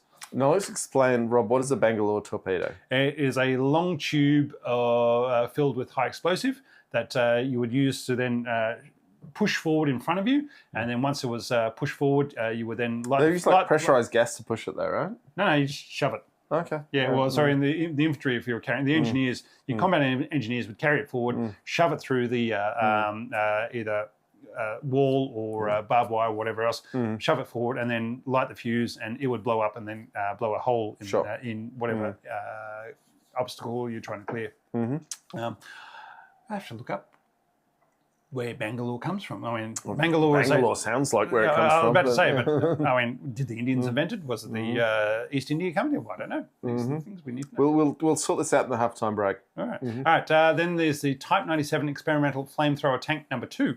Had 2 large elongated fuel tanks and 2 flamethrowers on each side of the hull. So you traverse the tank to fire the flames out the front because it's not in the tank. That's pretty usual for flamethrower tanks. No, usually they have them in the machine gun hull position, which is what the turret, which is what the early version flamethrower tank number 1 replaced the hull machine gun with a flamethrower. But this one just mounted on the outside, which sounds like a very orky tank to me. Sure, but it makes a bit of sense because, I mean, it's certainly a turret-mounted flamethrower meant you have to reticulate the fuel if the turret wants to traverse. I mean, it turns into a nightmare, whereas just strapping it on the outside and you can ditch it if it catches on fire seems a lot smarter to me. But, all right, then we have the Ho-Ka, an armoured lumberjack vehicle. I'm a lumberjack and I'm okay. With a steel prow mounted on the front with the turret removed for creating paths through forests used in Manchuria and New Guinea for constructions of airfields, which would then be followed up by the lumber sweeping Basso Ki, designed to remove severed tree stumps and generated by the work of the Ho-Ka. Then you got the Shi-Ki command tank with a machine gun in the turret and a 37mm gun in the hull. Had a rail antenna for long-range comms and superior optics. The Ka-So was a later model command tank to replace the older Type 97 Shi-Ki based on the Chi-He with the additional radios and a wooden dummy gun in the turret. The Type TG bridge... We're going to have to interrupt you. Half-Life APC has joined us. Hello. Hello. And he says, I think this is addressed at you. Don't you think wearing a T-shirt which can be perceived as endorsing Japanese militarism is a bit insensitive to the victims of their crimes against humanities? Apologies if the shirt isn't about the Type 97. It's definitely about the Type 97. So we are not endorsing crimes against humanity. I'm a hippie, supposedly. So no, I'm the hippie. No, you're the militarist. I tick all the boxes for being. Anyway, actually, I'm a champagne socialist. How's that? I've got a bottle of champagne in the fridge tonight upstairs, and we're going to drink that while watching rugby after the podcast. Anyway, we say no to Japanese militarism, No. but Unless it's good for us. but we like like World War One, it was good for us. World War Two, no, bad. but we like putting tanks on t-shirts. So I'm not. I did consider taking photos of my T-shirt and figuring out what all the words mean, but I have no idea because there's a lot more on the back. Oh. I got Jesus. It's all in Japanese. Yeah, I got. Fuck at that. I mean, I don't speak foreign. I've got to admire Half-Life's eyes to spot your Type 97 though. Anyway, the Type TG bridge layout with the turret removed and rollers on top of the hull to deploy a folding bridge. And then we've got the last one, the experimental anti-aircraft tank Taha. One prototype was not finished by the end of the war and was based on the Chihi chassis with the turret replaced by a rotating twin-mounted anti-aircraft gun with the gun shield. Now we get to the legacy. All right, hang on, Rob. The poll is currently running at 33% a great tank for its time and 67% rubbish always. And you're just wrong. You're just wrong, people. Was it a good Democracy, it's useless. Let's get some fascism in here. Was it a good mid to late war tank? No. Was it as good as any early war tank? Yes. Did it enable Japan to achieve victory after victory against more numerous but poorly equipped and poorly organized US, British, Commonwealth, and Chinese troops, we're not going to mention the Russians, by being the only tank to turn up on the battlefield? Yes. Did it win or lose in the war? No. Right? But I've written an article on the Type 95 Hargo on Quora that's had over 1 million views, and my point there is that the war was not going to be won for the Japanese in their tanks, and that is why they did not invest in it. It was going to be won or lost at sea. And fundamentally, it was lost in their pilot training program and their inability to make good their losses. And stop them bloody killing themselves, and so you can actually build up a decent core of veterans. Anyway, now we get to the important part. Girls on Panzer.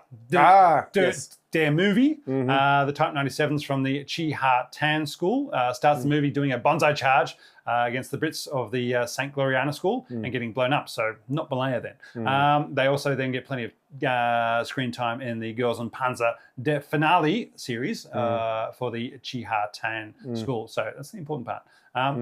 They also have a Type 97 Chi-Ha along with a Type 97 TK Tekka down at the Puckapunyal Tank Museum. Like I say, when Rob says they also, he doesn't mean Girls and Panzer have them down at Puckapunyal. No. Puckapunyal is the Australian Army's armour museum and armour training facility. So they, so when they open up again later on this year, after being closed for the last 2 years, we'll have to make a trip down there to see. We really will. Yeah. To see the Type 97. I feel like the chieftain needs to go to Pucka, but I mean everyone needs to go to Pucka. Everyone needs to go to Pucka. I've been to Pucka. It's not the asshole of the world, but you can see it from there. The Australian Army also says that about Singleton, which is the infantry training school. But anyway, we are reaching the end of this half. We still have more to go. This has gone an enormously long time. This is fantastic. We're going to set the record. Don't worry, we have more beer. We have more beer. So we're about to play you some videos from the Australian War Memorial, including the British mistyping of the this tank in their type identification video, which I just love so much. And then there's it's Japanese footage of their training, their training school for the tank, which is really interesting. And we're going to see you on the other side of that. Folks, thanks so much for hanging around, and we will charge onwards. There is so much to talk about in the second half with things happening in the world of tanks in the last month. It's amazing. On that note, we'll see you in about 13 minutes. Cheers, folks.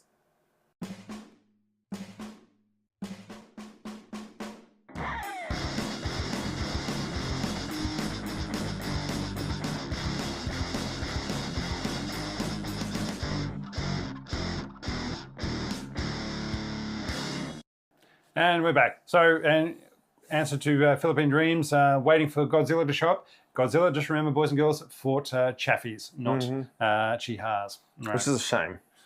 Well, yeah.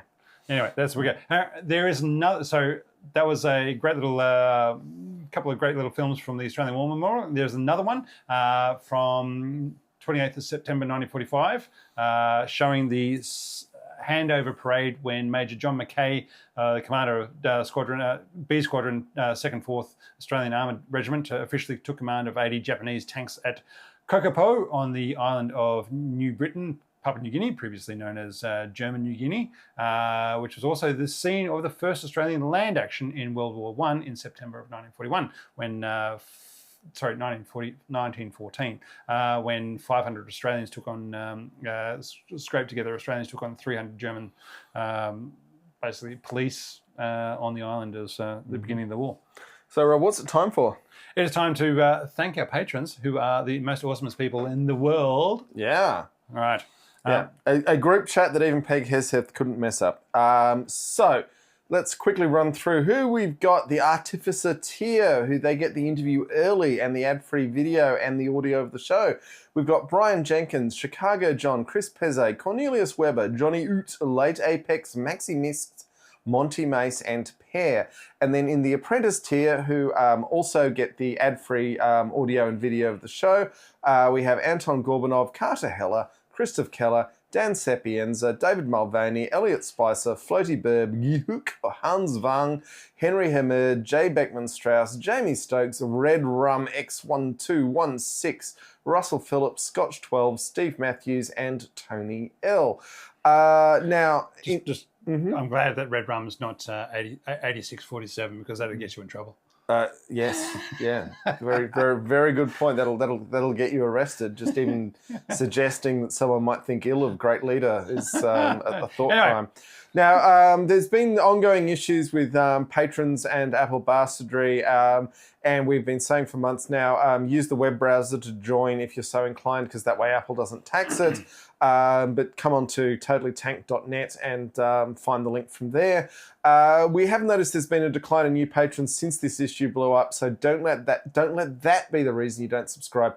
If you don't want to subscribe, that's cool too. But we're just saying we'll be here. We love you anyway. We're still going to get the money, and also this fear, uncertainty, and doubt has been what Apple wants to force us to use their podcast subscription service, which we don't particularly want. You're not my coal mine supervisor. Yeah, we don't want another one. Okay, so Rob, it's time for the beer review. I guess we are reviewing the premium Japanese dry Modus. Now, with all the Japanese characters on this beer, you would think it was made in Japan, but no, it was advertised as a Japanese style beer. It's zero carb, first, no shortcuts. Established 2014 Australian craft. There's a thing going on at the moment where, because there's so many cheap flights to Japan from Australia, that Australians are visiting Japan in numbers they never have before, which is great. Japan is a place well worth visiting. But it's led to the phenomena of the bento bogan, which is basically people who would otherwise be making a nuisance of themselves in Bali are now making nuisances of themselves in Japan. And as long-time viewers of the show might know, this podcast does have a Tokyo bureau chief, which is my brother, who's been living there for 30 years now. So to get back on track, what we have is a lot of Australian brewers are trying to produce a Japanese-style lager because so many Australians have gone over to Japan and had Japanese beer and said, oh, this stuff's actually really good. Not to mention, all the Japanese breweries have bought the Australian beers.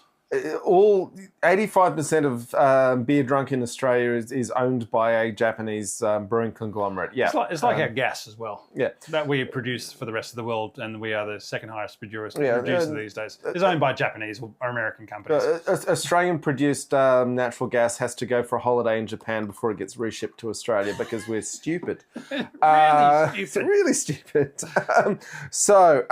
Anyway, this is a Australian brewer's attempt to make a Japanese lager. And there's a lot of these around at the moment. And look, it just tastes like a bad knockoff of Sapporo. Yeah, Sapporo and Asahi. I mean, Sapporo is my go-to. Asahi is my, if I don't have Sapporo, I'll go Asahi, because they are my favourite beers. I mean, particularly the Japanese Okinawan beers are fantastic for summer. They're really made for that. Ebisu comes straight to mind. But if I just drank this is beer, I'd say, oh, this is a nice lager. But it's trying to it's trying to be a Japanese lager, and it's not getting Not to that quite as level. close. I do remember. And having said that, I just want to say, Modus Operandi, who make this beer, this is not their best work. They make a lot of really great beers. This is okay. It's not bad, but Yeah. yeah. No, but it's just the way it's zero carb, and the way they're trying to basically hide the fact that they're trying to say this is Japanese beer, but of course it's not.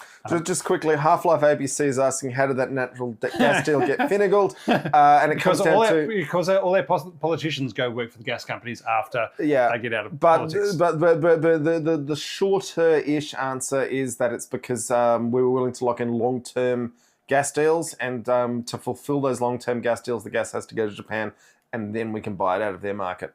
It's a bad outcome, but It's really bad, and we don't get any money from it. Mm-hmm. All right, are we ready to move on? I think so, and we have another beer to come later. Yeah. 2 beer reviews. Oh, yeah. Ozama Fest 2025. Start your booking tickets now. You too could be hanging out with Us and possibly Sabaton. Look, We can start this rumor now. Sabaton will be there. No. we're joking. Sabaton's Australian tour is starting a few days after Ozama Fest, and In Perth, unfortunately, which is a long way away. But if anyway. they're flying from America, maybe they'll come via. And, Anyway, we're just joking. We can't promise Sabaton. but we'll start the rumor. We that cannot they might be promise there. it. Love the idea of start a rumor on Friday morning of saying, I hear there's going to be an early knockoff today. yeah. You got to start the rumor. Yeah. You got to start the rumor to make it happen. But the bigger point is that we don't care who else is there. Us, we are just going to go ride tanks and drink beer. If more of you folks want to come, we will ride tanks and drink beer with you, and we will organise the pub nights every night. And we will organise. And there will be money over the bar one of those pub nights. All Yeah, right? Philippine Dreams has got onto the Ozama Fest because the auto captions have got us saying Oz Armour as Ozama. And it's awesome. I'm going to do a t-shirt on that. But anyway, so it's 29 to 31 August this year, 2025. If you have got some travel availability later in your year, it's going to be great fun for anyone who loves tanks. We're going to have a great time. So strongly recommend you get in on We'll be that. drinking beer. We'll be talking tanks. We'll be riding tanks. We'll be talking tanks and riding tanks and drinking beer. Yeah. We may. Who knows what else is going to be happening? It's going to be exciting and fun, and we're going to have a blast. Doesn't matter. Now, we had a great piece of feedback from the Bradley episode. Yes. So this is from Tiger Shark 7155, and so I'm quoting from him now. I was one of the last drivers to swim a Bradley. It was an army-wide event. All Bradleys were to test their swim shields. Bradleys in the US were put into the water, then the Bradleys in Germany were put into the water. Several Bradleys were lost in the US along with a few drivers. By the time we finished up in Germany, all Bradleys were suspended from water operations.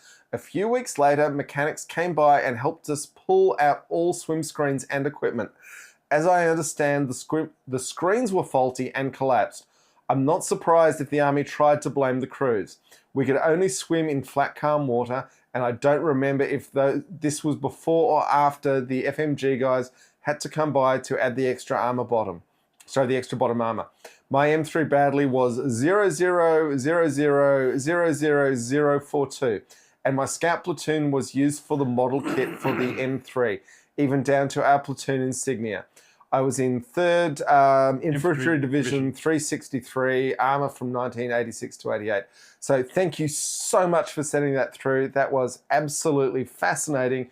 That's the kind of feedback and input we love from the actual armor community talking to us. So now, Philippine Dreams. Now, we don't get to drive the tanks, which would be really fun.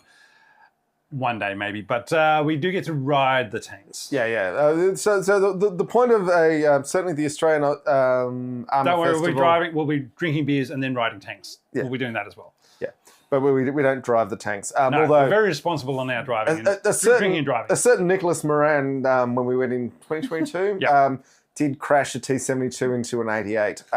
So that's the sort of fun you get to see. Now, he did an episode about tanks ramming anti-tank guns with military history not visualised. And I put the comment up about, yes, he's got experience of doing this. I don't think it hasn't gotten any love, and I'm a bit sad about that. You need to log into the Totally Tanked account and ask the question. He does respond. I know, he's very good. yeah. Anyway, M10 debacle. Oi. When you think about waste in military procurement, this might be the most wasteful. Come on. I mean, there's been a lot. Certainly, Come on. aircraft. Bradley. Well, Bradley got there in terms of something useful. So the M10 has been cancelled. It's not going to be built. We've been told it's a happening The thing. M10 Booker. So this is the light American the mobile gun platforms. They're not a tank. They're not a tank. The armored gun platform. No, I can't remember. It's just MG. No, M10 Booker. Thanks to tip from Mike via Totally Tanked. It's too heavy to. I'll let you do this. Sure. So the TotallyTank.net website. Mike sent us in the tip, and it's been great to get that. Thank you very much, Mike.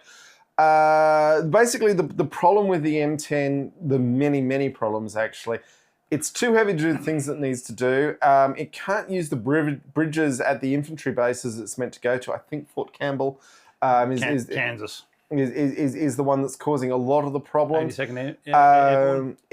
The Air Force has changed its rules on what it can lug, so it's saying we can only take one per C-17. Of which they're not building anymore. Just remember that, boys and girls. Yeah, that's an absolute disaster to not build. They're the most useful aircraft the US has produced in 50 years, and they've turned off the production line. So it can only fit one, and it can also fit one Abrams. So do you want a light tank or a heavy tank if only one can fit in the plane? It can't go in C-130s, the Hercules. It was supposed to. It's not parachutable. It was supposed to be. That was the whole point from the start. At least deployable, if not. Yeah. General Dynamics right to repair clause is causing a lot of issues, meaning the maintenance and repairs can't be done in the field and has to go back to the contractors, which is not great for a forward deployable air mobile vehicle.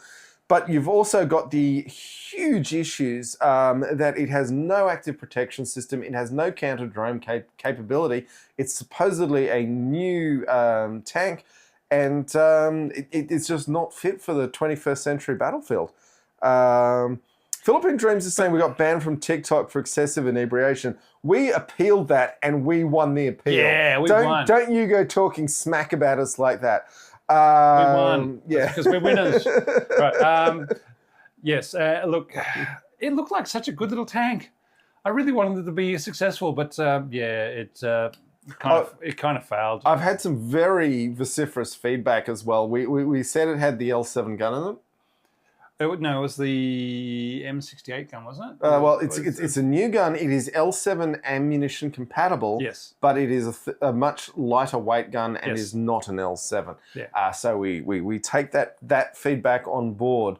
Now, as part of the cancelling of the Booker, the US Army, well, the drunken idiot.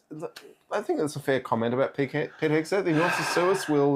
He's literally thrown an axe at a human being. I'm not coming to the US anytime soon. No, I can say whatever I like. Yeah. And I'll tell you what, I'm not planning to go there anytime in the next 3 years. No, sadly, American folks, we don't think we can visit you again under the current regulations. Oh, yeah. Anyway, big changes coming for the US Army and remember, folks, sorry, this one's yours. I've got some stuff. That's okay. Any time spent restructuring and studying future systems is time your Treasury doesn't have to pay for new programs. This happens in Australia. This is what explains our submarine madness. You can just defer actually spending anything, but if you have to go to war while you're messing around, then you're in trouble. You don't have the things you want. All right. Yeah. So with the US Army getting rid of 4-star positions, they need to make sure that they continue the training and experience of the other staff officers. As the one thing you really need when something kicks off is experienced staff officers to make the plans. Because you know what? ChatGPT is not going to plan the defense of Taiwan for you. So just putting that out there, that getting rid of all those positions, make sure you got somebody who can knows what's what and how to do things, because AI is not going to solve that solution. Change is sometimes necessary, but it's always painful. Yeah. Also, Pete Hegseth is also changing the funding models to agile funding with pots of money and chasing out lobbyists. There'll be great opportunities for corruption for the military, with only specific companies being invited to fulfill a contract rather than an open tender process. And just remember that the Supreme Court has ruled that tips for excellent service to the contract provider by the future contract winner before a decision is made do not count as a bribe unless they actually write the word bribe on the check. It's problematic. And it's going to get better soon. All right. Yeah, I just want to quickly circle back on the M10. The other issue that seems apparent is that the M1E3 is under design, and they're looking to get the weight down to at least 50 tons, and frankly, they probably need to get it to 40, which is where the Booker is anyway. And at that point, it's supposed to have a proper APS, and it's supposed to They're have... never going to get it to 40. It'll be at least 60. There are a lot of good reasons why it should be 40, but mainly, okay, look at every road transport network in the world, it's rated to 40 tons, because that's a full-size truck, right? So anything bigger than that can't use the main transport network of any country in the world. Those big, super heavy, they're not described. What's currently called an MBT is too heavy to use the bridges. Well, Western MBT, the Russians. The Russians have always kept it in that 40 ton range, and there's a reason, and they've accepted huge design compromises, but the mobility is why they've accepted it. So if you're going to get the M1E3 certainly down to where they're talking about 50, and it'll probably be delivered at 60. It's still, though, why would you accept a 40-ton tank that doesn't have an active protection system when you can just get more of the 60-ton tanks? And with the move to lighten up the American MBT, the lighter Booker just stopped making any sort of sense. So I don't think Pete Hegseth is great, but I think he has made an okay call here. It's not fit for purpose, but wouldn't it be nice to have a nice little tank to be able to run around and do things for the... The other thing is it's built on the Ascod platform, which is an Austrian-Spanish co-design from the 1980s. The British Ajax, which at this point is still in the failed category, although they're still hoping to make it come good, is based on the same freaking chassis. That is a 20-ton chassis that gets overloaded to 40 tons and then ceases to work. So there's a lot to go. And, Brett Parker's saying, does it cope with drones? No, it's got no drone capability whatsoever. And because it was built and it was designed from 2013, whereby there were no drones, but blowing things up at that stage. But there was also designed in 2013 with a backwards compatibility view to 2000. And fundamentally, it's 2025, and you've got to do some clean sheet thinking, and you've got to get it into market within a couple of years of that. The time for 20-year development processes is behind us. Tasman, if you think they've... look, they're telling everybody they've fixed the Ajax problem, but... we'll believe I'm still waiting to see an Ajax deployed usefully, so exactly. let's... All right. The Aussie Abrams. Yes. Guess what? They're still stuck at home. The 49 Abrams that we were trying to send to Ukraine, they're still stuck in Australia. I said last time that we thought they might have been stuck in Poland. No, they're still stuck in Australia. And who knows when they might leave Australia. Worth noting, so this is about, 50? 49. 49, yeah, okay. About 50 is pretty close. Yeah. These are Australian Abrams tanks that we have done a swap with the US to get newer Abrams tanks into Australia. And then the US has agreed to... Yeah, the US has agreed that they can be sent to Ukraine because they agreed to it last year prior to Trump coming in, and then everything fell off the rails. And these tanks are still meant to be into Ukraine. And 50 Abrams or 49 Abrams is an enormous game changer on the Ukrainian battlefield, but they're still sitting in Australia while people don't support Ukraine. On that note, Ukraine is reducing its tank force, Rob, because they're too hard to keep in the field, and the Western ones are too heavy, and they Well, it's just in the drone-heavy environment of the Ukraine battlefield, which is not necessarily replicable elsewhere, but is certainly a fair indicator of where the world's heading. Tanks have to be used carefully, but it's a bit like battleships had to be carefully in 1916 because a destroyer could in theory launch torpedoes that would destroy your enormous battleship. So could a submarine. Whereas it's more submarines than I think destroyers for your drones. But the issue is that a tank that has no counter drone capability is not a very good tank in 2025. Unless you build a cage around it. Well, there's the cages, but my point is just if you can't eliminate the drone threat, then the drone threat will eliminate you. So that's just something we all have to move forward with. But anyway, Ukraine is apparently reducing its tank force because it basically needs IFVs and lots of anti-drone stuff. Brett Parker reckons we should be going mobile infantry. So Johnny Rico and the Roughnecks launching from orbit. Look, when you can build that power suit, that's great. But if you're putting something tank-sized on the battlefield, it has to be eliminate aviation threats. Yeah. But tanks everybody fights. As we've said, tanks have always followed naval developments, and part of that is, naval warships today are mostly anti-aircraft, partly anti-submarine assets. And I don't think anti-submarine is going to be a problem for tanks, but the anti-air, they have to be able to solve that, or they're useless. All right. Yeah. Now, you get this next one. So Bill Gates, gave Elon a good kicking. Yeah. So this is just following on from things we've talked about in other episodes. Bill Gates did an interview and he said the picture of the world's richest man killing the world's poorest children is not a pretty one. And this is exactly what we said, I think, about four months ago.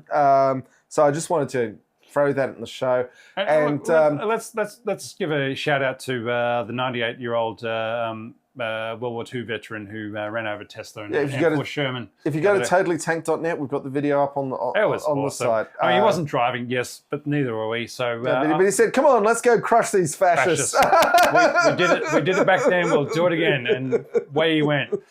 Yeah, he was moving good for 98. Christ, I'm hoping that would be nice. I'd like if someone can get me in a tank turret when I'm 98, so we can go crush a fascist car. That'd be great. That would be awesome. So also, and again, this is something that we've said, but it's nice to see someone of Bill Gates' stature saying it. Elon Musk put USAID in the wood chipper because he didn't get to go to a party that weekend. His ketamine must have been overdosed or something. Yeah. Anyway, Houthis triumph over the US Navy. Tell us about that, John. Well, look, it's not tank related, but it's the Houthis are tank related because they destroy a lot of Western armor when it tries to invade their territory. And Donald Trump tried to declare war on the Houthis a few months ago and lost so many drones and 3 F-18s that just fell over the sides of the carriers. And then there was a bunch of F-35s that nearly got shot down. So Trump has... this before or after that Pete Hegseth's buddy published the operational details before the raid? After. All right. Yeah. So it wasn't. That wasn't Pete's fault. But it should. How do you know? Anyway, were you on that signal chat? Yeah. No. So the point is that Mr. Trump, President Trump. Let's give him his 47. No, 47. Yeah.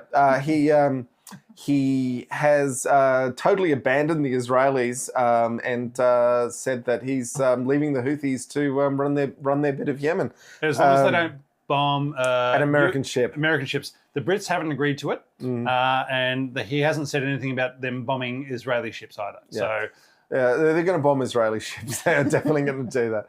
Now, Tasman, I hope you're still on the line. Send us the link that the Koreans have started work on the K3, and in fact, they've got a long way along with that. It's got a 130mm gun. It's got a 30mm autocannon for the short-range air defense mission, which the Germans are definitely going in the same direction there. And the crew are going to be in a capsule outside of the turret, so down in the hull. I mean, the K2 I still think is the most advanced tank in the world right now, and it's interesting they're setting themselves up as the other option besides getting a Leopard 2 is or a Leopard 3 or a Panther, K-51 Panther is a case of, right, you can either go the Germans or you can go the Korean tanks. Philippines, yes, look, a lot of people have been beaten by the Houthis. Let's just put it that way. They Saudis, UAE, other groups in Yemen. Yeah, it's a case of, well, they're committed to their cause. And also, it's also, what are you going to do to the Houthis, right? You're going to bomb them back to the Stone Age? That's where they are. They're in the Stone Age. They just happen to have AK-47s and what's the SA-11 SAMs, whatever, to shoot down. And the Iranians do send them some stuff, but lots of old Soviet gear, and they're willing to use it. And I personally have some admiration for the only force in the world that is willing to support the people of Gaza militarily while they're being brutalized by the Israelis. Yep. And I do not apologize for that opinion. Yeah. Anywho. As the Israelis shoot down, blow up another 2 hospitals this week in order to think that they might get a Hamas leader.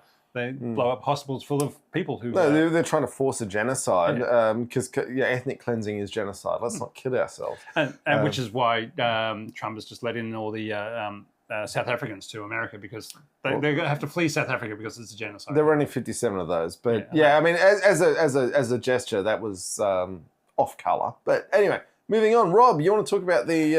Okay, so the Ukrainians have drone boats, and now they're shooting down Russian jets over the Black Sea with Sidewinder missiles. So the Czechs, and I think it is, and have been giving them Sidewinder missiles, and they've been loading them up onto their drone boats that they're driving around in the Black Sea. And when they see a Su-35 flying at low altitudes, they say, you know what, I've got a range of 9 kilometres. Bang, away these things go, and they've shot down at least 2. And it's a case of, I think they're fighter bombers, the Su-35s. In this case of, that's pretty crazy stuff, and these things can go scream around at about 60 knots. And Look, I've been saying for years that electronic warfare is more important than a lot of people realise, and I had a very frank exchange of views with the chieftain in a Cairns pub a few years ago about this.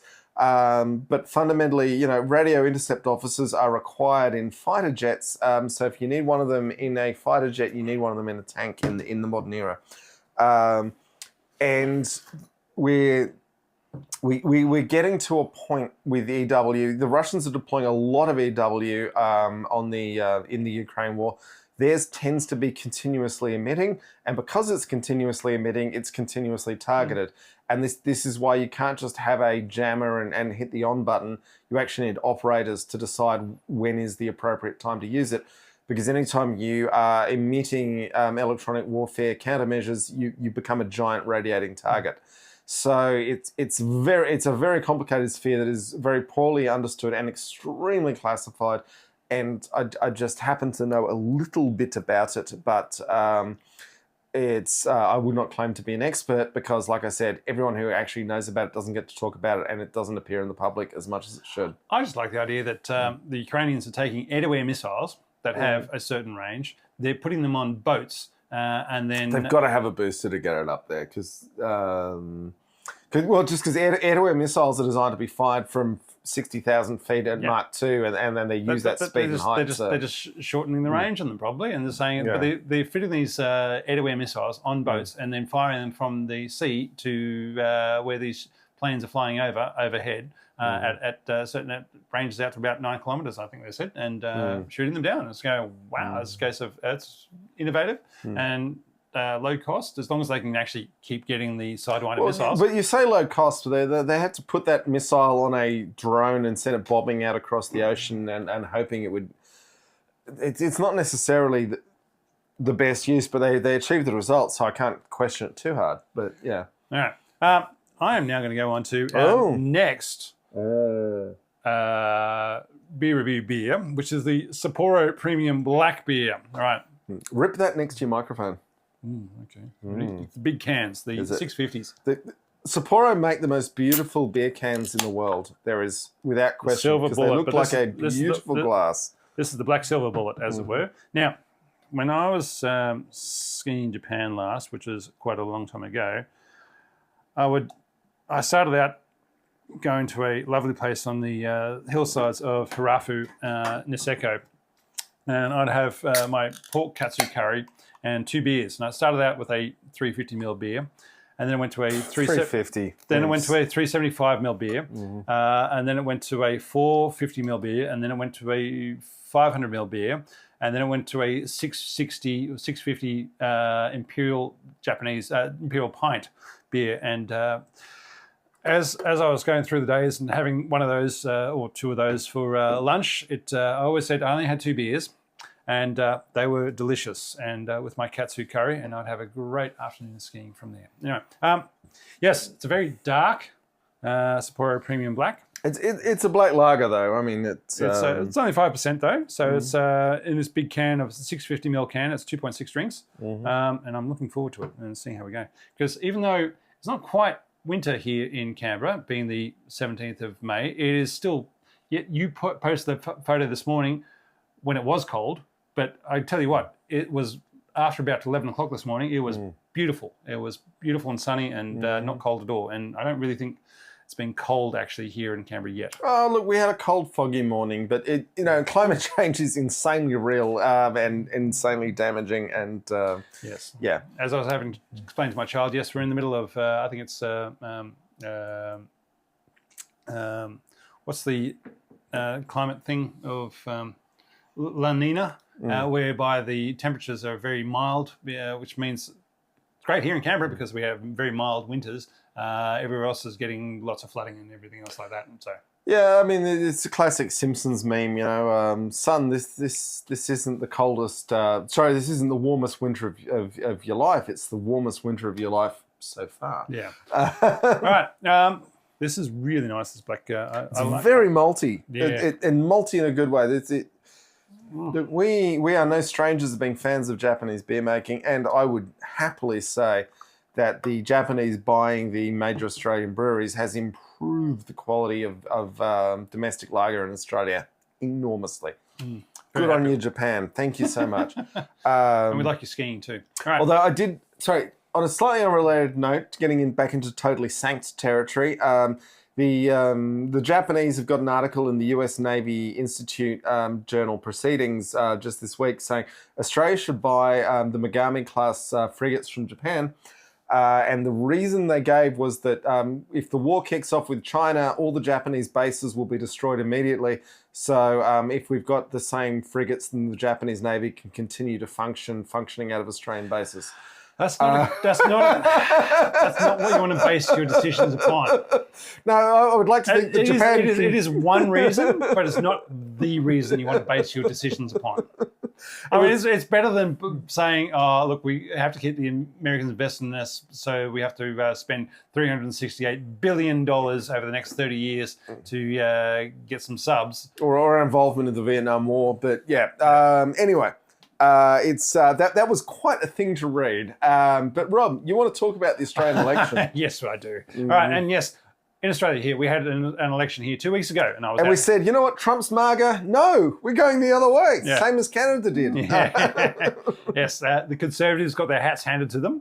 But one of the unintended consequences of that is they did so bad that they managed to bring down the Greens in the lower house because usually it would be a case of the Greens competing with the Conservatives.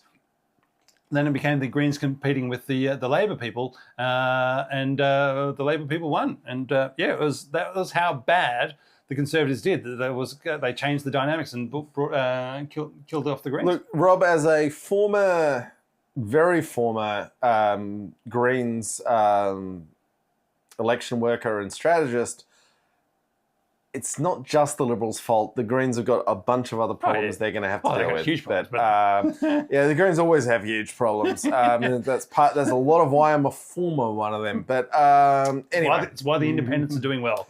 Yeah. Well, let's briefly there, because we do have a large Australian audience, to just quickly note, Greens policies and Greens platforms did incredibly well when they were detached from the Greens Party. Yeah. So the Greens Party needs to look at that. when Labor picks up the Greens policies and platforms and runs with them, they do really well. But the Greens themselves don't. But here in Canberra, Jesse Price nearly within 150 votes in an electorate took the seat of Bean. From the Invisible Man. From the Invisible Man, David Smith. But her platform was 100% Greens, but she did something the Greens could never dream of because she wasn't saddlebagged by the weight of all the Greens problems. Next time he's going down because he does nothing. Anyway, anyway. Hopefully, Labor, with a large majority in the lower house, will push through their progressive agenda that they espoused while they were in opposition with the helps from the Greens in the Senate, rather than work with the Conservatives in the Senate to prop up the billionaires and go basically. The idea is that we're trying to say to the Labor politicians is you've won. Be bold. Take this opportunity because who knows when you'll next get it. So I'm willing to bet you they will not. But, no, I agree. But this is the opportunity for them to be bold and put forward all the progressive ideas they espoused when they were in opposition to the Conservatives. To say you should be doing such and such, and well, where is that now? But anyway, we'll hope. We'll keep you posted. All right. Worldwide TNT shortage. This was an article I was not expecting to read. And we will, in the show notes that will be on totallytank.net. Come on, guys. You're already listening to us. Just set up the RSS and RSS is where it's at, baby. So what's really interesting here is that until 2022, all of the US TNT manufacturing for use in artillery shells was reliant on a Ukrainian factory that is inside the Russian zone of control. Now, for those who don't know, when putting together a 155 round, it has two parts to it. You've got the propellant, which is mostly the nitrocellulose, and then you've got the high explosive, which is the RDX, basically the TNT, and which is the TNT part. Or is that? No, I'm pretty sure that's right. And what it is when you're building the nitrocellulose is the propellant. That has to be done in batches, and so is where most organisations, they say, right, we're going to build a batch of essentially cook up a batch of nitrocellulose and ship that off. I got an article the other day on YouTube from British Armed Forces buddy YouTube feed saying, yep, they've seen this issue for themselves, and they are looking to build their own process whereby they're no longer reliant upon overseas production of TNT and nitrocellulose and RDX. They're going to start building their own stuff in England. Wales, I think. And they're going to reduce the amount of nitrocellulose that they need for the propellant and mix in the RDX into that for the propellant. So you'll have less nitrocellulose reliance upon their propellant and more of the RDX in both the propellant and the explosive. And from that, they're not going to do it in batches, so it'll be a continuous cooking process. So I don't know, I haven't watched all of Breaking Bad, but I'm sure Walter White got into the idea of rather than cooking batches, he just had a factory line of cooking meth, and I think that's what the Brits are going to do for their thing. And all this is in order to get around the politics, because Western countries aren't allowed to buy from certain countries like China or other countries that North Korea that produce the explosive material that they want to be able to mix in together and make their 155 rounds.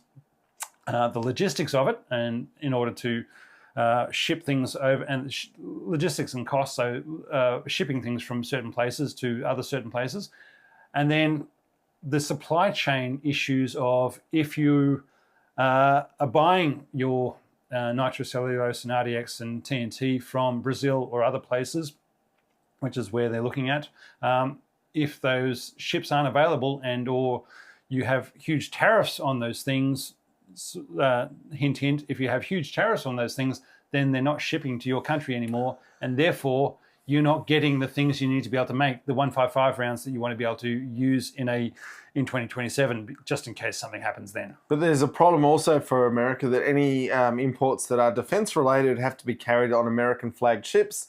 And in this day and age, that triples the cost of the shipping because mostly everyone wants to hire Filipinos who work for very cheap to run their ships. I mean, all the ships are crewed by Filipinos, but they're flagged in the Marianas or wherever. Yeah, but US flagging makes Virgin Islands. US flagging makes for a very expensive ship. Yeah. All right. Yes. Now, India and Pakistan. We haven't even mentioned that the biggest dogfight since World War II. Throwing missiles at each other and conducting civil defense drills. And hopefully that doesn't escalate further, because you know what? Two nuclear-armed countries who really want to get a beat on and I mean, I think Trump came out the other day saying, well, maybe they should, and to sort it out. And Well, just go, but you do have the very serious issue that the Pakistani-owned Chinese-made equipment is outperforming expectations. There's been a lot of Indian, particularly their Rafale jets, shot down that they were not expecting. And also Turkish electronic warfare drones have been doing great work for the Pakistanis.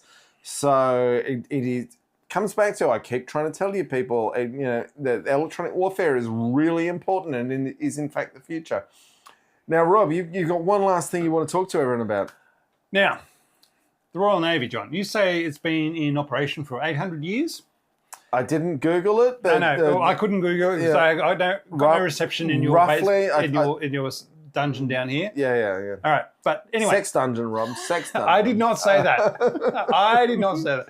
Even though I can see the swords in the corner from here. Look, ever since we moved in, no one has had sex down here, but the neighbours seem to think there's something going on here. Anyway, for the first time in however many hundreds of years, the Royal Navy has a Royal Marine as the first Sea Lord. And that's, I think it's a bit of a thing that's happening. I'm going, what's going on there? How did the Royal Navy let this happen? All right. So, well, they've got no ships left, aren't they relying on the French aircraft carriers? They've got one of their own aircraft carriers? They cannibalised the whole Navy to have the 2 aircraft carriers, which are also problematic because they've only got a destroyer's propulsion plant in a 65,000 ton hull. But it was the idea that it might be a political appointment. They might be setting him up to fail. But the idea of a Royal Marine as the first Sea Lord, I'm again it. There you go. I do wonder. It could well be he's just an extremely competent person, and as a result, the RN was just like, oh no, he's so great. We're not going to stand in the way. That can happen. That is possible. I mean, here in Australia, we had a naval aviator in Binskin who became he got to chief of the Air Force. So when Australia wound down its naval aviation, he transferred over to the. We still have the ability and training for it, but we just don't have the carriers or planes. Yeah, but he transferred to the Air Force and became an air marshal, and I think became chief of the Defence Force for a while there. So it's Alan's noting that the Royal Navy has more admirals than ships, and that is entirely just like they have more horses than tanks. Yeah, well, they keep. If you talk to an English tanker, they'll say, "Oh yeah, we would love to be on doing tank training every day of the week." But we only get 6 weeks on the training range, and the rest of the time we got to ride horses. I was about to say the rest of the time we're out fox hunting. Yeah. So anyway, folks, we have loved having you with us. Thank you so much for hanging around. Rob's got something else to say. We got to check the poll. Have people learned? Have they learned? No. They're wrong. They're just wrong. All right, so it's the wrongness we've ever done. 50 of you have said the Type 97 Chiha was rubbish always versus a great tank for its time. And you're wrong. You're just wrong. 10 tanks. Ignorance of the masses. Having said that, if you had asked me, did Japan have a good medium tank in World War II, I would have said no. No. But I researched it, and then I was like, oh, wow. No, this tank actually did really well. But it was fundamentally a light tank. It was a light tank, but it was the tank that turned up, and 10 of them beat the British in Malaya and took Singapore. All right, so yeah, there we go. Anyway, thank you I'm not ready. Not ready yet? Yeah. No, that's a good spaced episode for those who want to see it. And anyway. Okay, we're ready now. All right. Okay. Take care all, and we'll see you next month with a new tank, and we'll talk to you then. See you guys.